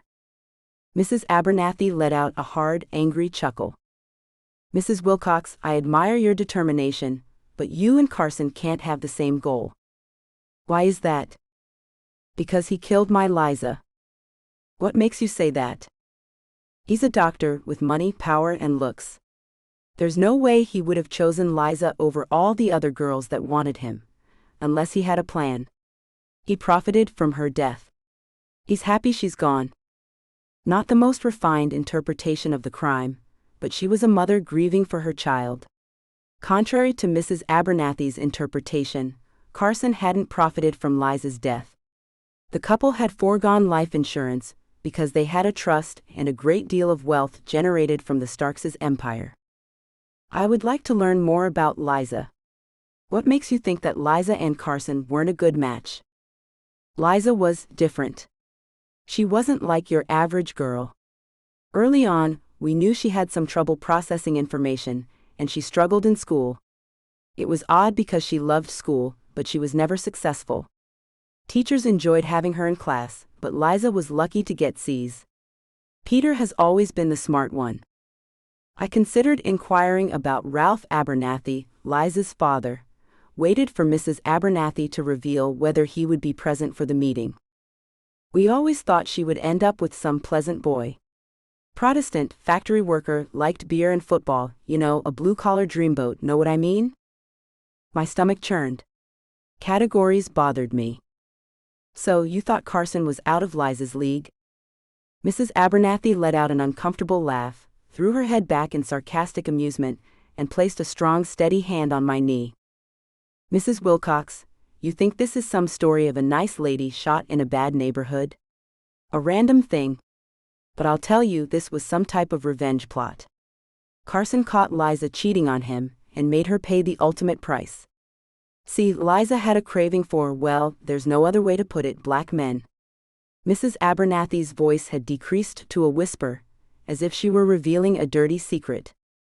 Do you have any evidence that Liza was having an affair? No, but I know she was. Liza was very sneaky. Not exactly the portrait most mothers would paint of their daughters. I felt a tinge of sadness for Liza. Her family did not seem to think that her murder was a great injustice. Her brother and mother seemed to blame her. I was also getting tired of people being so sure of Liza's infidelity. There was nothing that pointed to her being unfaithful, and yet even her own mother was ready to accuse her of infidelity. My assistant visited St. Bart's, and it turns out that Liza's file contained write-ups for her having too many visitors. Do you know anything about that? It was her first real job. I knew that she would need help, so I took her lunch a few times. Those people made a big deal of it, but it was nothing out of the ordinary. Then again, that's what you get with Catholics, rules, and more senseless rules. I tried to imagine my mother bringing me lunch at my first real job. I worked hard to suppress a chuckle. Did Liza enjoy teaching? Well, like I told you, she wasn't smart, but she loved school. She enjoyed being in the school, but she wasn't a good teacher. Carson married her before it mattered, but she wasn't going to be asked back the next year. Teaching wasn't for her. Is that why she became a CNA? No. That was all for Carson, and she dabbled in that before taking the sub-job at the school. She was determined to get him, and surprisingly she got him all right, and look what happened. He made her pay. I wondered why Mrs. Abernathy disliked Carson so much. He was a great catch by most standards, and he honestly seemed to grieve the loss of his wife. Sure, he was a little arrogant, but he appeared to have loved Liza. Do you know Madeline Price? I asked, changing the subject. Of course we know Maddie. She's a wonderful woman. She really helped Liza become a better person. She was the one bright light in Liza's group of friends, but she kept her distance. She's a smarty pants, always doing something brilliant. Liza was on her way to meet Madeline the day she was murdered, but she never made it for coffee. Do you think it is possible that Madeline could be involved? Involved in what? Liza's murder? Mrs. Wilcox, Maddie is a great gal. She would never do anything stupid like that. A man who looked like the Ken doll for an aging Barbie, aka Mrs. Abernathy, stepped into the foyer. He wore a pale green polo with the sleeves rolled up to his elbows, and a pair of khaki dockers. A neat crease ran down each leg of his pants. Liza had inherited his ability to look almost perfect. Something was missing, but just like his daughter, he was still very attractive. I took note of his sad aqua eyes, leathery artificial sun-kissed skin, and two thin slits where lips should have been. He smiled and greeted me with a friendly but meek wave before taking a seat next to his wife. "Mrs. Wilcox, I apologize for not joining you sooner. It's hard, but I want to thank you for investigating Liza's murder. We do miss her terribly, but I don't know how much we can help you," Ralph Abernathy said. "Well, whatever you can tell me will be helpful. Liza kept secrets from us. I'm sure the same was true for her marriage." "I don't like you saying that, Ralph," Mrs. Abernathy said in a sharp tone. "Honey, it's the truth. You know. I won't have you throwing our daughter under the bus. Yes, she had issues, but Carson killed her, and you know it."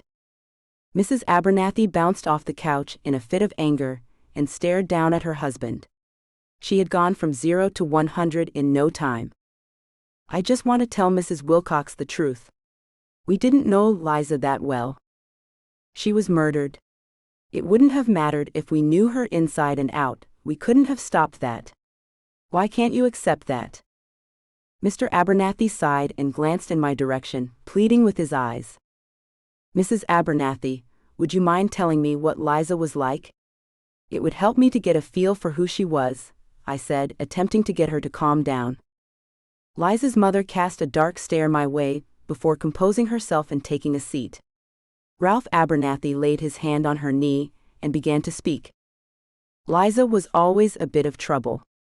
Peter was angry at times, but he was usually an okay kid. Easy to deal with most of the time. Initially, I thought it was because she was a girl and I never had any sisters, but over time it became clear that gender was the least of the issues." "Were you in touch with Liza when she lived in Detroit?" The Abernathys looked at one another, eyes wide with shock.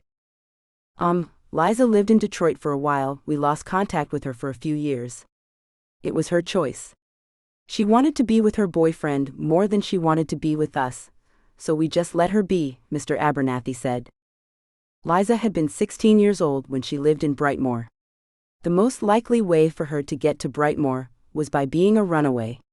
It was sad to hear how nonchalant the Abernathys were about their daughter. "Was she reported missing?" Mr. Abernathy sighed. "Well, we reported her missing the first couple of times she ran away.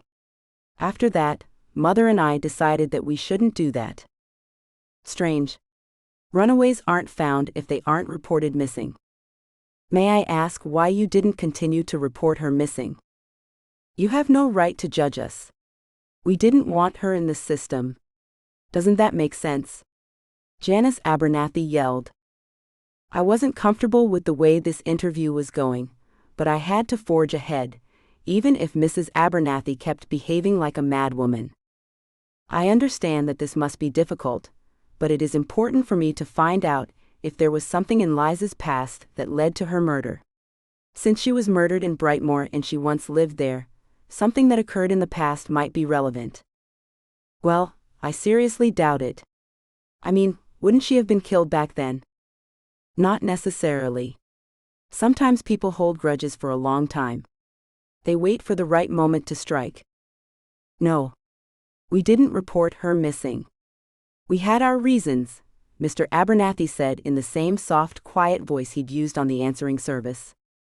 Most teenagers wanted to do things that their parents disagreed with, but the children weren't allowed to just have their way. Why wouldn't two seemingly upstanding citizens file a report when their daughter ran away to a dangerous drug-infested neighborhood? "Mrs. Wilcox, Liza was murdered long after her teenage years. I don't think the past matters as much as you think." Janice Abernathy continued to fume in the background as her husband spoke in a calm voice. "Mr. Abernathy," I said, making a point of focusing on Liza's father and ignoring her mother's pouty face. "I believe that Liza's murder had something to do with her past. By all accounts, she was living a good life, and there aren't any clues that point to infidelity or wrongdoing on her part, so I want to know if someone from the past came back for some type of revenge. Really? Very interesting, Mrs. Wilcox. Now I understand the line of questioning. That doesn't make any sense. The cops would have investigated her past if there were clues pointing that way. She was a cheater who got caught, and Carson lost it. You know he has a lot of guns, don't you? Mrs. Abernathy asked. There were more questions to ask, but I thought that Mrs. Abernathy might blow. Detective Cole had warned me about how uncooperative the family could be, but he'd also suggested talking to the sister-in-law. That might be delicate since Peter and his wife had just gotten divorced, but the ex-wife couldn't be as angry as Liza's mother. I decided to test the waters. Mr. and Mrs. Abernathy, I'd like to know more about the rest of the family. What can you tell me about Abigail, Peter's ex-wife? Nice girl. It's sad that they didn't hang in there, Mr. Abernathy said, a sorrowful look coming over his face. She's okay, but she is a quitter, Mrs. Abernathy added. Was she close with Liza? They got along well, better than Liza and Peter. We'll miss having Abigail in the family, Mr. Abernathy said. He gave his wife a stern look before continuing. Liza had some problems, but in all honesty, she had the perfect people in her life. Carson was good for her, so was Abigail. Peter and Liza weren't close. Not at all. They were always competing. Peter more so than Liza. She wasn't really up for a battle, but Peter was always striving to prove himself. Don't you think so? Mr. Abernathy turned to his wife, casting her an interrogative look. She turned away from him and let the question go unanswered. Did Liza have cousins or close friends who may have more information to share? Not really. We kept our family unit close. It was really just us and the kids. The extended family is spread out around the country, so there weren't any cousins to spend time with. Friends? Madeline Price, Mrs. Abernathy said. Can you think of any reason why Liza would have been in Brightmoor? Mr. Abernathy shook his head slowly before closing his eyes. His wife remained silent. A distant sadness had slipped onto her face. Is there anything else you can think of that might help us find out who killed Liza? No, they both responded. Okay. I just have a few more questions. I'm wondering if you kept in touch with your daughter while she lived in New Orleans. What? Mrs. Abernathy said, her voice increasing in volume. Oh no, here we go, I thought. Excuse me? Mr. Abernathy looked angry. In 1999, Liza was living in New Orleans. She moved there for a short time. Did you have contact with her? What are you talking about? She lived her whole life here in Michigan. She lived in New Orleans for a short time. Mrs. Wilcox, I don't think we have much to say about this. Liza is gone, and while I respect Carson's desire to know who murdered our daughter, we want that too, but it has been almost 2 years since her murder. We're just starting to heal. We don't have anything to add that we didn't tell the officers when it happened, Mr. Abernathy said. His voice was shaking. After his speech, both of the Abernathys sat in silence, staring at the floor. Their blank faces looked genuine. I felt terrible for taking them down this painful stretch of memory lane. The thick, heavy stillness in the room seemed to go on forever. When the Abernathys simultaneously raised their heads and looked at one another for an extended amount of time, I knew I'd done enough damage for one day. Mr. and Mrs. Abernathy, thank you for your time. You have been a great help. I will be in touch. I eased off the couch, shook both of their limp hands and saw myself out. Martin was at the office when I arrived, tapping away on his computer. How'd the meeting with Liza's parents go? Not that great. It was very sad to see how little the Abernathys knew about their daughter. They had no idea she lived in New Orleans. Really? Man, this lady had secrets. You've got that right. Before I could tell Martin about the rest of the meeting with Liza's parents, the phone rang, interrupting our conversation. He answered the phone, but couldn't get a word out. Apparently, the person on the other end was in a hurry. "I'm sure," he said, holding the phone out to me. "Hello, this is Mrs. Wilcox. Can you meet me in about 20 minutes? It was Peter Abernathy. He sounded nervous and rushed. "Yes? I'm in Ipsy. Name the place and time." "You know that little coffee place right across the street from Liv's Diner?" "Christ, I can't remember the name." "No worries. I know it well. See you in 20. I hung up and grabbed my laptop and notepad. Peter Abernathy wants to meet. Wow. He sounded like it was urgent. "I'll be back later. Keep me posted on any info you come across." Amour is a coffee shop located at the back of a tiny storefront. It's a dark, drafty place lined with old board games and jigsaw puzzles. I hadn't been there for some time, but during graduate school I had spent many late nights studying in the back corner.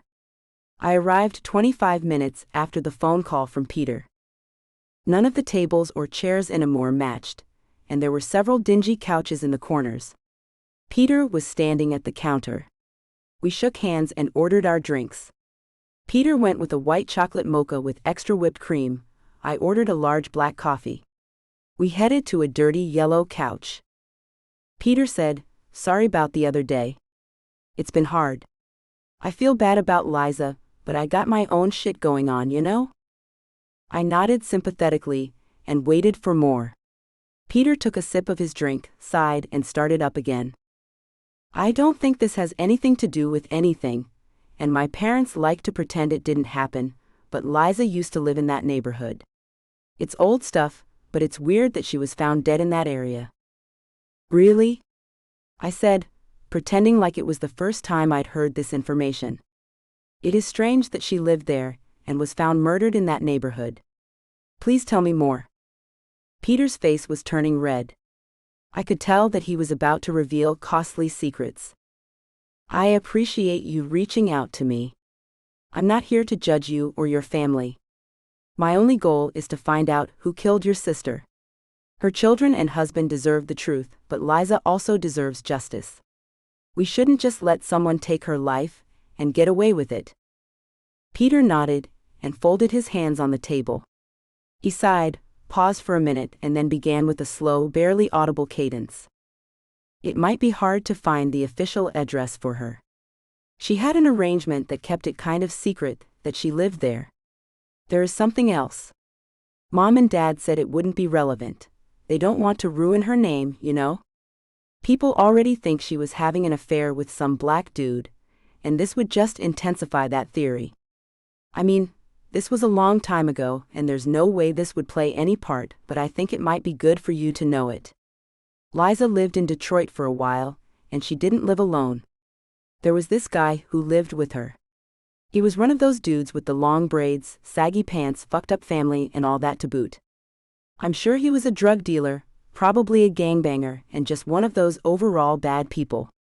I can't remember his name, but I know that he originally lived somewhere else on the street. They lived on Dolphin Street. What else can you tell me about this guy? You saw him, I assume?" "A few times. He was very nervous about coming to Livonia. Liza was dumb enough to bring him home for Christmas dinner one year. Idiot." "So how tall was this guy?" I asked, trying to steer Peter Abernathy out of the realm of sibling hatred. "He must have been about 6 feet, maybe a little more. I don't know about weight, but he was smaller than I was, so I would say slim build. He had a full beard, and a great deal of hair, had it puffed out in a huge afro the time Liza brought him for dinner. She really thought he was the cat's pajamas. To me, he was a..." "Okay," I interrupted. "Tell me anything else you remember from that time about Liza or her boyfriend." Peter ran a shaky hand through his hair. He was still withdrawing from the alcohol, I presumed, but to his credit, there hadn't been any cigarette smoking during this meeting. The guy always had a red bandana in his back pocket or tied around his head. I'm thinking he was a gang member or wanted to be one. A blood? I felt my adrenaline rising. If Liza had gotten mixed up in gangs at one time, she probably had other skeletons just waiting to fall out of the closet. The good news was that Detroit had a strange gang structure that discouraged thugs from other states from connecting with them. This unique gang structure was inspired by Detroit's strong tendency to have neighborhoods separated by ethnic group, religion, and race. Gang colors are less important because you are your flag. Skin color, religious garb, or last name defined a person.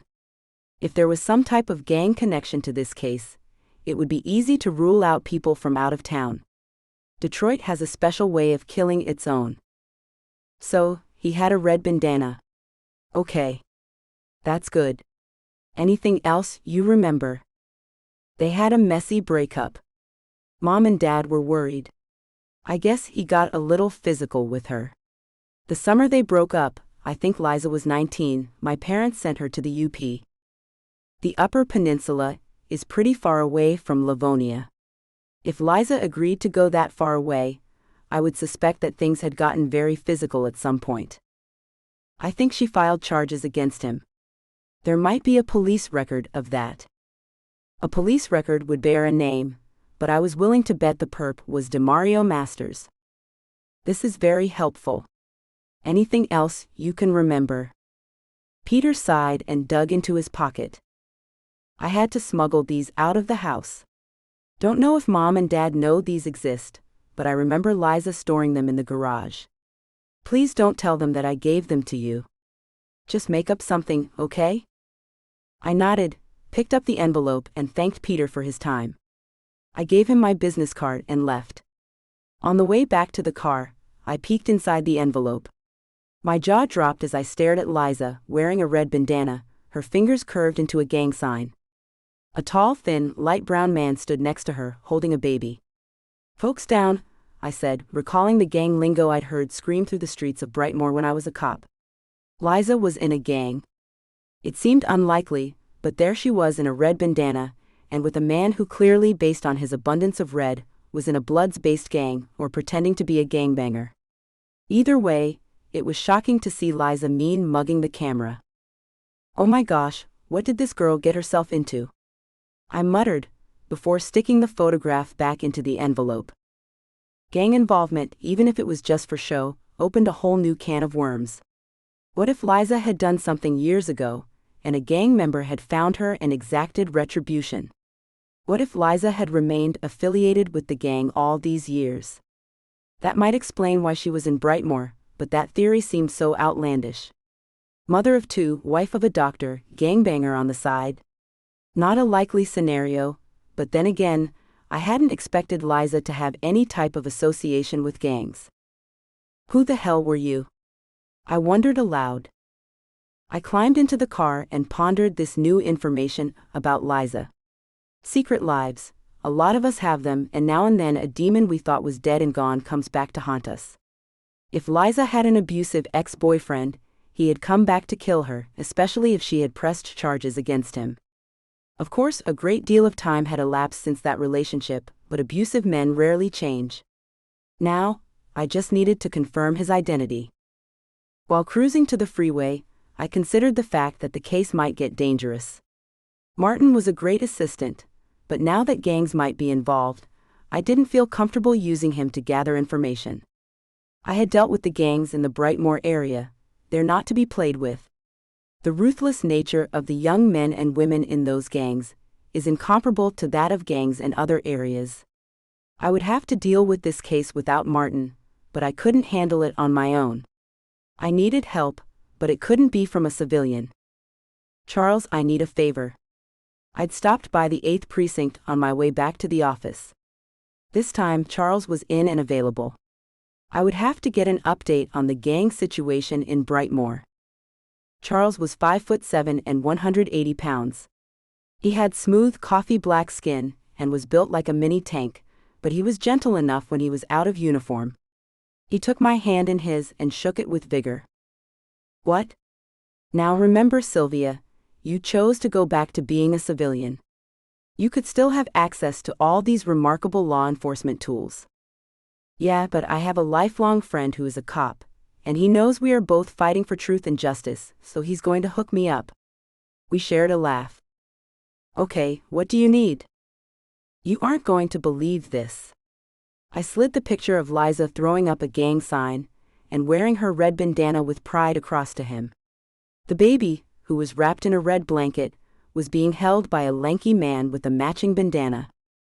What? I can't believe this. Hey, listen, Sylvia, you can't pursue this.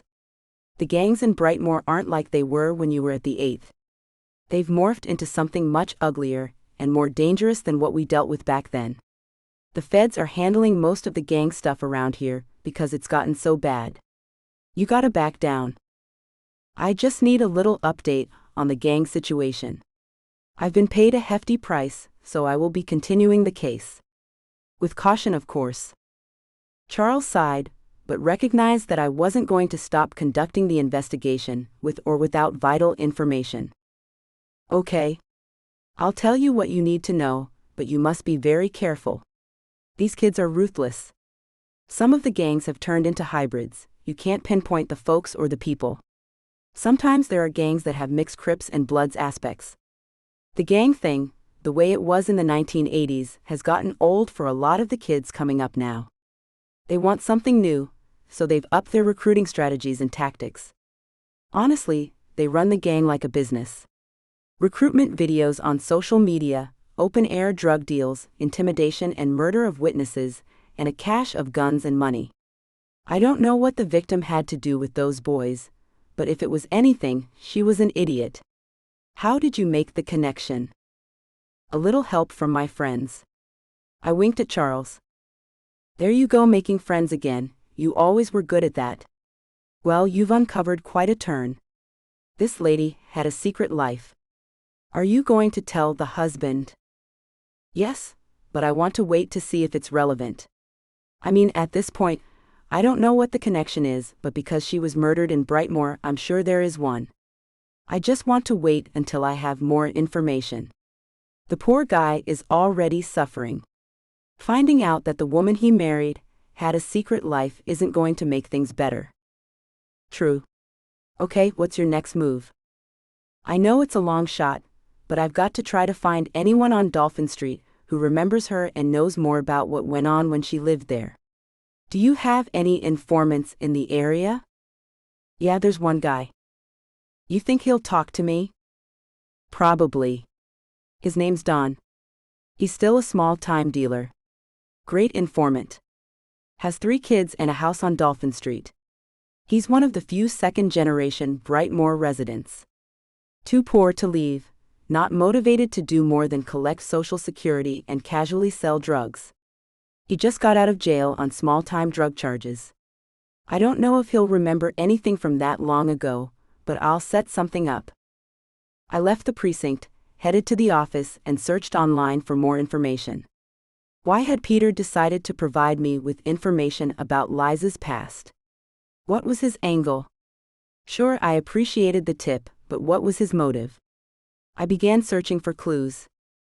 Peter Abernathy was an upstanding citizen, except for the 3 duos he had acquired over the past 10 years. That explained his newfound sobriety and his recent divorce from Abigail Abernathy. One area where Peter had been consistent and reliable was at the Michigan State Forensics Lab. He'd been employed there since graduating from Michigan State University with a degree in forensics.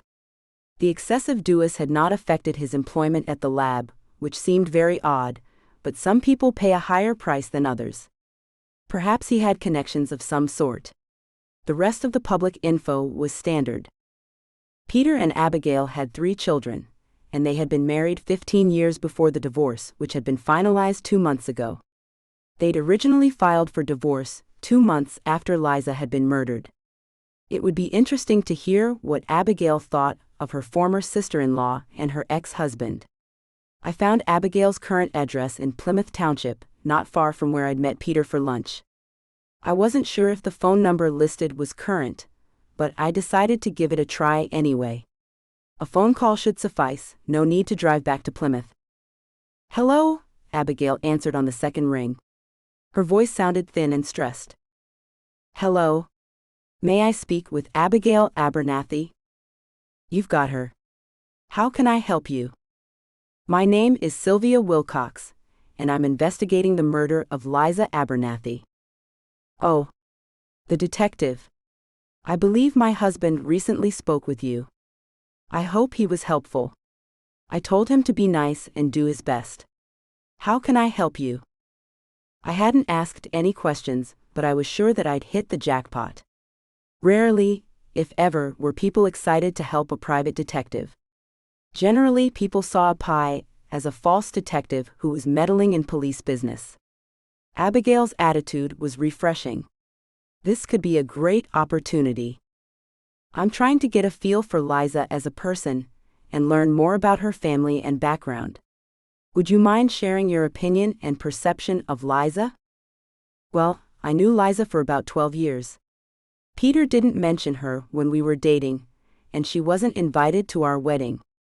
Sounds strange, but I didn't know that she existed until after we were married. Of course I was pissed. Oh, excuse my language, but really, I was far beyond mad when I found out that I had a sister-in-law I didn't know existed. Can you imagine not telling your spouse about your sibling? Weird, right? Yes, that is odd. Did Peter explain why he didn't tell you anything about her? He said that she was dead to the Abernathys. She had run away, and after an extensive search, it was concluded that she must be dead. But that's weird, right? I mean, families search for decades for their missing loved ones. I've got 3 pig-headed brothers, but geez, if one of those yahoos goes missing, we're searching for them till the day we die, right? No abandoning your family, right? I agree. I thought of Simon, my twin brother, who was abducted over 20 years ago. The first thing I did after becoming a police officer was to get his case file and try to find him. Every 2 years, I revisit the case. There will never be a time when I stop looking for him. I shook off the memories and focused on the conversation with Abigail. Why do you think they stopped looking for her? The Abernathys think that everything has to be perfect, but that isn't possible, so they pretend, lie, and create stories until they have the perfect world. Liza was a wild one. She broke their story, so to speak, when she ran away. There was no hiding the fact that they had a teenage daughter one day, but not the next, you see? She wasn't doing what they wanted, so they X'd her out of the whole deal. I see. So what was it like when Liza returned? It was like she had never left. The parents loved her again, but Peter was upset. He felt like it was so fake to act like nothing had happened. He was hurt that he was no longer the only child. He's not a monster, but up to that point, he'd bought into everything his parents had tried to sell him, you understand? I believe so. What was your relationship with Liza like? Oh, I just loved her. She was the sister I'd always wanted but never had. I'm the oldest of 4, like I told you, with 3 brothers, so I never had that sisterly thing. When Liza came around, I finally had a chance to experience that. She was a great sister-in-law. I loved her dearly. The quiver in Abigail Abernathy's voice was the first genuine expression of intense feeling for Liza that I'd heard, apart from Carson. The way her voice caught in her throat, the unexpected emotional response involuntarily elicited even though years had passed. The unwavering pain of losing a loved one. This unlikely source of information warranted a meeting. The bitterness of divorce wasn't there, and even though she was technically no longer part of the family, Abigail spoke kindly about Liza. I needed to hear more of what she had to say. Mrs. Abernathy, would it be okay if I stopped by to speak with you in person? Oh yeah, anything to help. Liza deserves justice. I'm free today.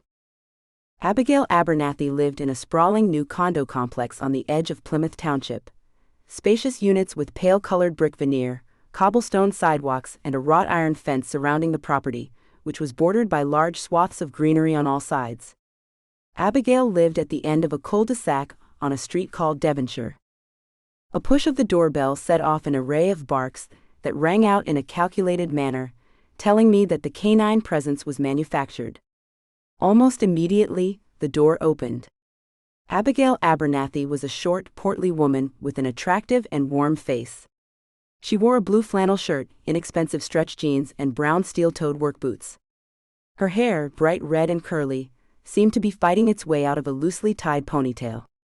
Her big blue eyes were nearly translucent, and they sparkled with feverish energy. The freckles on the bridge of her nose wrinkled when she smiled, and her cheeks were fat and rosy. I took her meaty, gnarled hand in mine, and gave it a firm shake before stepping into the condo. "Hey there. Can I get you some tea or coffee?" "No, thank you. I appreciate your willingness to talk with me." The condo was cozy. It was decorated with an antique slant, but hints of nature rounded out the decor. The oiled brass fixtures in the kitchen sink and the hardwood floors gave the place a rustic, but Victorian look. The large, simulated wood stumps that lined the staircase complemented the cast-iron grate. A substantial collage of photos showing 3 rosy-cheeked teens and Peter was displayed on the wall. It was interesting that Peter still played a prominent role in all the photos, which reminded me that Abigail had called him her husband on the phone. I glanced at a photo of Peter in front of Mackinac Island's Grand Hotel. His face was beaming with pride as he hugged his 3 daughters close. He looked so happy, nothing like the man I'd recently met. Yes, we were a very happy family, except when Peter was drunk. Unfortunately, I had to finalize the divorce for him to stop drinking. Now he is sober. I just wish he could have done that before any of this mess, you know? I'm sorry to hear that. Well, he's always been stubborn. Who knows what will happen now, she said, but her face struggled to hold back a burst of optimism. I wish you the best, I said, and even though I had only just met her, I meant it. Okay, so here's my concern about your investigation. Liza and Peter were not on good terms most of the time, and there are some red flags you'll probably come across. Like what? Like the fact that there was a fight at Thanksgiving 3 years ago about my father-in-law's last will and testament. What can you tell me about the argument? He wanted to add Liza back to his will. I have no idea why my mother-in-law announced it at Thanksgiving dinner, but she did. Peter was furious, because up to that point, he stood to inherit everything his parents had. Do the Abernathys have a fair amount of money? Oh yes. They live modestly, but they have several real estate investments. My mother-in-law loves to travel, so they've stayed in the Livonia house because it's allowed them to purchase a few vacation homes and to travel to Europe on a regular basis. Real estate is their thing. They're actively maintaining properties at this time? Or are they just buying personal properties? Both. Back in the early 1980s, when the prices of homes in Detroit plummeted, they started buying low-cost homes and renting them. They have since sold most of them, but they still have a few that bring in a monthly income. My father-in-law is a great businessman and money manager. That, on top of the freelance work he does, has made them wealthy. Real estate in Detroit. I wondered where those properties were located. Pretty sure I already knew the answer. Do the Abernathys own houses near Old Redford? I'm not too familiar with the area where they own houses, but I can tell you it's just below Telegraph Road, on the other side of Redford Township. Abigail's words were laced with a long, deep inflection on certain words that reminded me of a Canadian dialect, but it was rounded out with the Michigan tendency to drop consonants at the ends of words, indicating that she was probably from the Upper Peninsula. The odds of her knowing what and where Brightmoor was were slim. Peter wasn't happy with the idea that Liza would be added back into the will. Any reason in particular? Oh, it's nothing like you think. I just told you that because you're gonna hear about it, and I don't want you to think it has any weight, you know? He was just mad, but that's natural, you know? When you talk to my in-laws, I know they're going to throw my husband under the bus. I just want you to know going in. Strange. Why would Peter's parents try to implicate him in a murder, especially the murder of his sister? Not to mention, they hadn't actually done that. In fact, in a roundabout way, they'd painted Peter as the good child. Is there anything else you would like to tell me about Liza, Peter, or the murder? Abigail looked around the quiet, still condo, as if someone else were there. Well, there's one more thing. I think Liza may have been having an affair. Shocked but interested to learn why she thought that, I leaned in close and waited for more. She told me there was someone she wanted me to meet. Begged me not to tell anyone. This someone was special, she said. I asked questions but she wouldn't answer them. Just told me to wait until she introduced us. It was good to know that Liza had felt close enough to Abigail to confide in her. Finally, there was a lead that might explain why someone felt strongly enough about Liza to take her life. This was a breakthrough. Okay, I need you to tell me everything you know about this man. Anything she told you might be helpful. This was the first indication that Liza may have been having an affair, and it was coming from someone who genuinely cared about her. This might be a credible source for the infidelity angle, so I wanted to get as much detail as possible. She didn't give many specifics, just that he was from her past, and that he was upset about how they'd broken up. Well, let me try to remember how she said it. I think she said, "He's mad because I never said goodbye. I just left." She said she just wanted to make things right. I told her not to play with fire. Peter had told me that she once liked the wrong type of guys. I thought she might be talking about one of them, and that it could get dangerous. Besides, she was happily married. I was confused about why she felt she owed this guy anything. Did she mention how long ago this relationship took place? No, but it had to have been before she returned to her parents' house, so that would have been in. Let's see. I'm going to guesstimate that it was around 2000, because Peter and I had been married for a few years, and we already had Reagan. We got married in 1997, and had Reagan later that year. She was an baby, but she's our happy little mistake. We were already engaged, so no harm or foul. Why don't you think it was someone she met after returning to her parents' home? Abigail sighed and waited a moment before speaking. You haven't been to the Abernathy house yet, have you? I was there yesterday. How did that go? I thought about the strange visit. Okay. I see what you mean. Mrs. Abernathy would have interfered. Right. Liza couldn't have met anyone nefarious after her return. My mother-in-law is very controlling. She knew Liza's every move. Carson was a happy accident, and the only reason Mrs. Abernathy didn't control that relationship was because he worked in a hospital, and she couldn't gain access to spy on him. I thought about the conversation I'd had with Martin about Liza's teaching position. She had been written up because her mother had shown up too often at the school. How many times had Mrs. Abernathy shown up for it to be insubordination for Liza? Liza would have been well into her 20s by that time. Why would her mother be showing up at all? That is interesting. Do you think it's because Liza ran away? Possibly guilt for not keeping close enough tabs on her. That could be the case, but Liza was an adult when she returned. Yes, she had her problems, and it was a good idea to look out for her just a little more than you would other people, but she was capable. It's not like she needed a chaperone. What would you say constituted her problems? She didn't have much common sense. Sweet woman, but she needed to be taken care of in that area. It was more of a thing where you would want to counsel her if she had a big decision to make. Odds were that she was going to make the wrong decision, or she was going to base her decision on some skewed logic that wasn't logical at all. What did you make of Carson and Liza's relationship? They seemed very happy. Carson was patient and kind, and he liked being her protector. That's why he suggested she may want to stay home with the kids. Liza was relieved, because she wasn't that great in the workplace. They were happy, but Liza was having an affair? Well, to be clear, I don't know if it was a full-blown affair. She just told me that there was someone from the past that she wanted me to meet. I think she felt guilty for leaving the guy the way she did, but there was no mention of sex or anything like that. And I kind of assumed it was a guy, but in her defense, she never said whether it was a woman or a man. Could have been an old friend.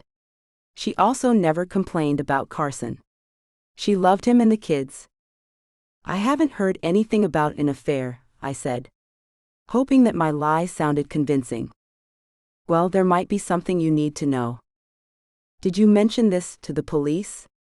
If not, why have you changed your mind? Abigail thought for a moment before saying, because what else is someone going to shoot you 5 times over? Right?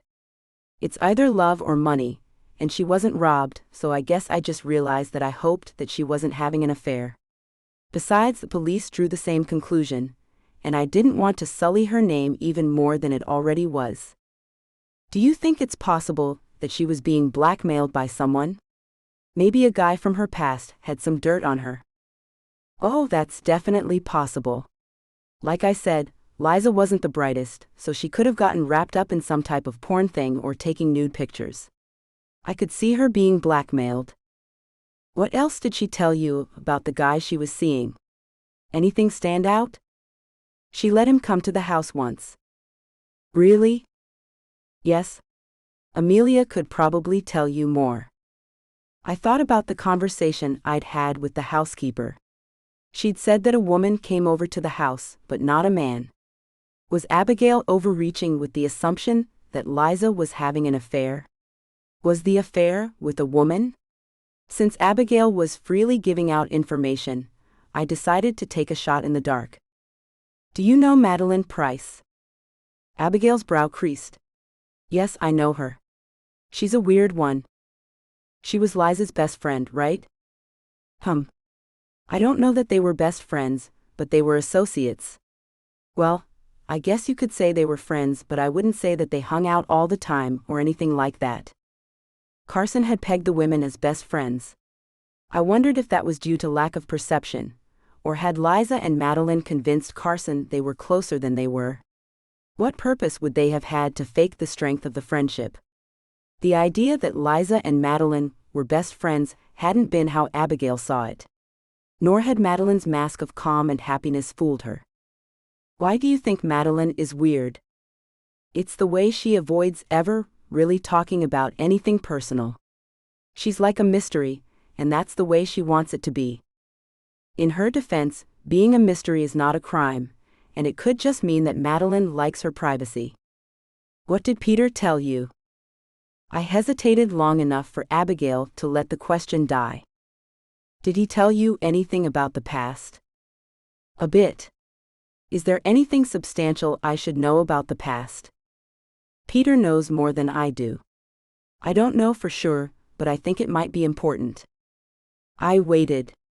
Abigail's eyes told me she had something to share. Interviewees often want to give investigators information, but they fear the aftermath. It was best not to push, and I didn't want to betray Peter's trust. He'd given me the pictures of Liza in confidence.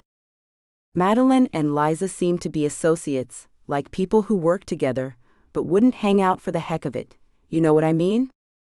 Yes. People you might see together from time to time, but they wouldn't have a girls' night. Did they ever work together? No. Madeline is one of those smarties. She is very determined and successful. Liza was never really into the career thing. They would do things together, but they seemed distant. Kind of the way you are with people you work with but aren't friends with. So they were associates, I interjected. Yeah. Not besties by any means.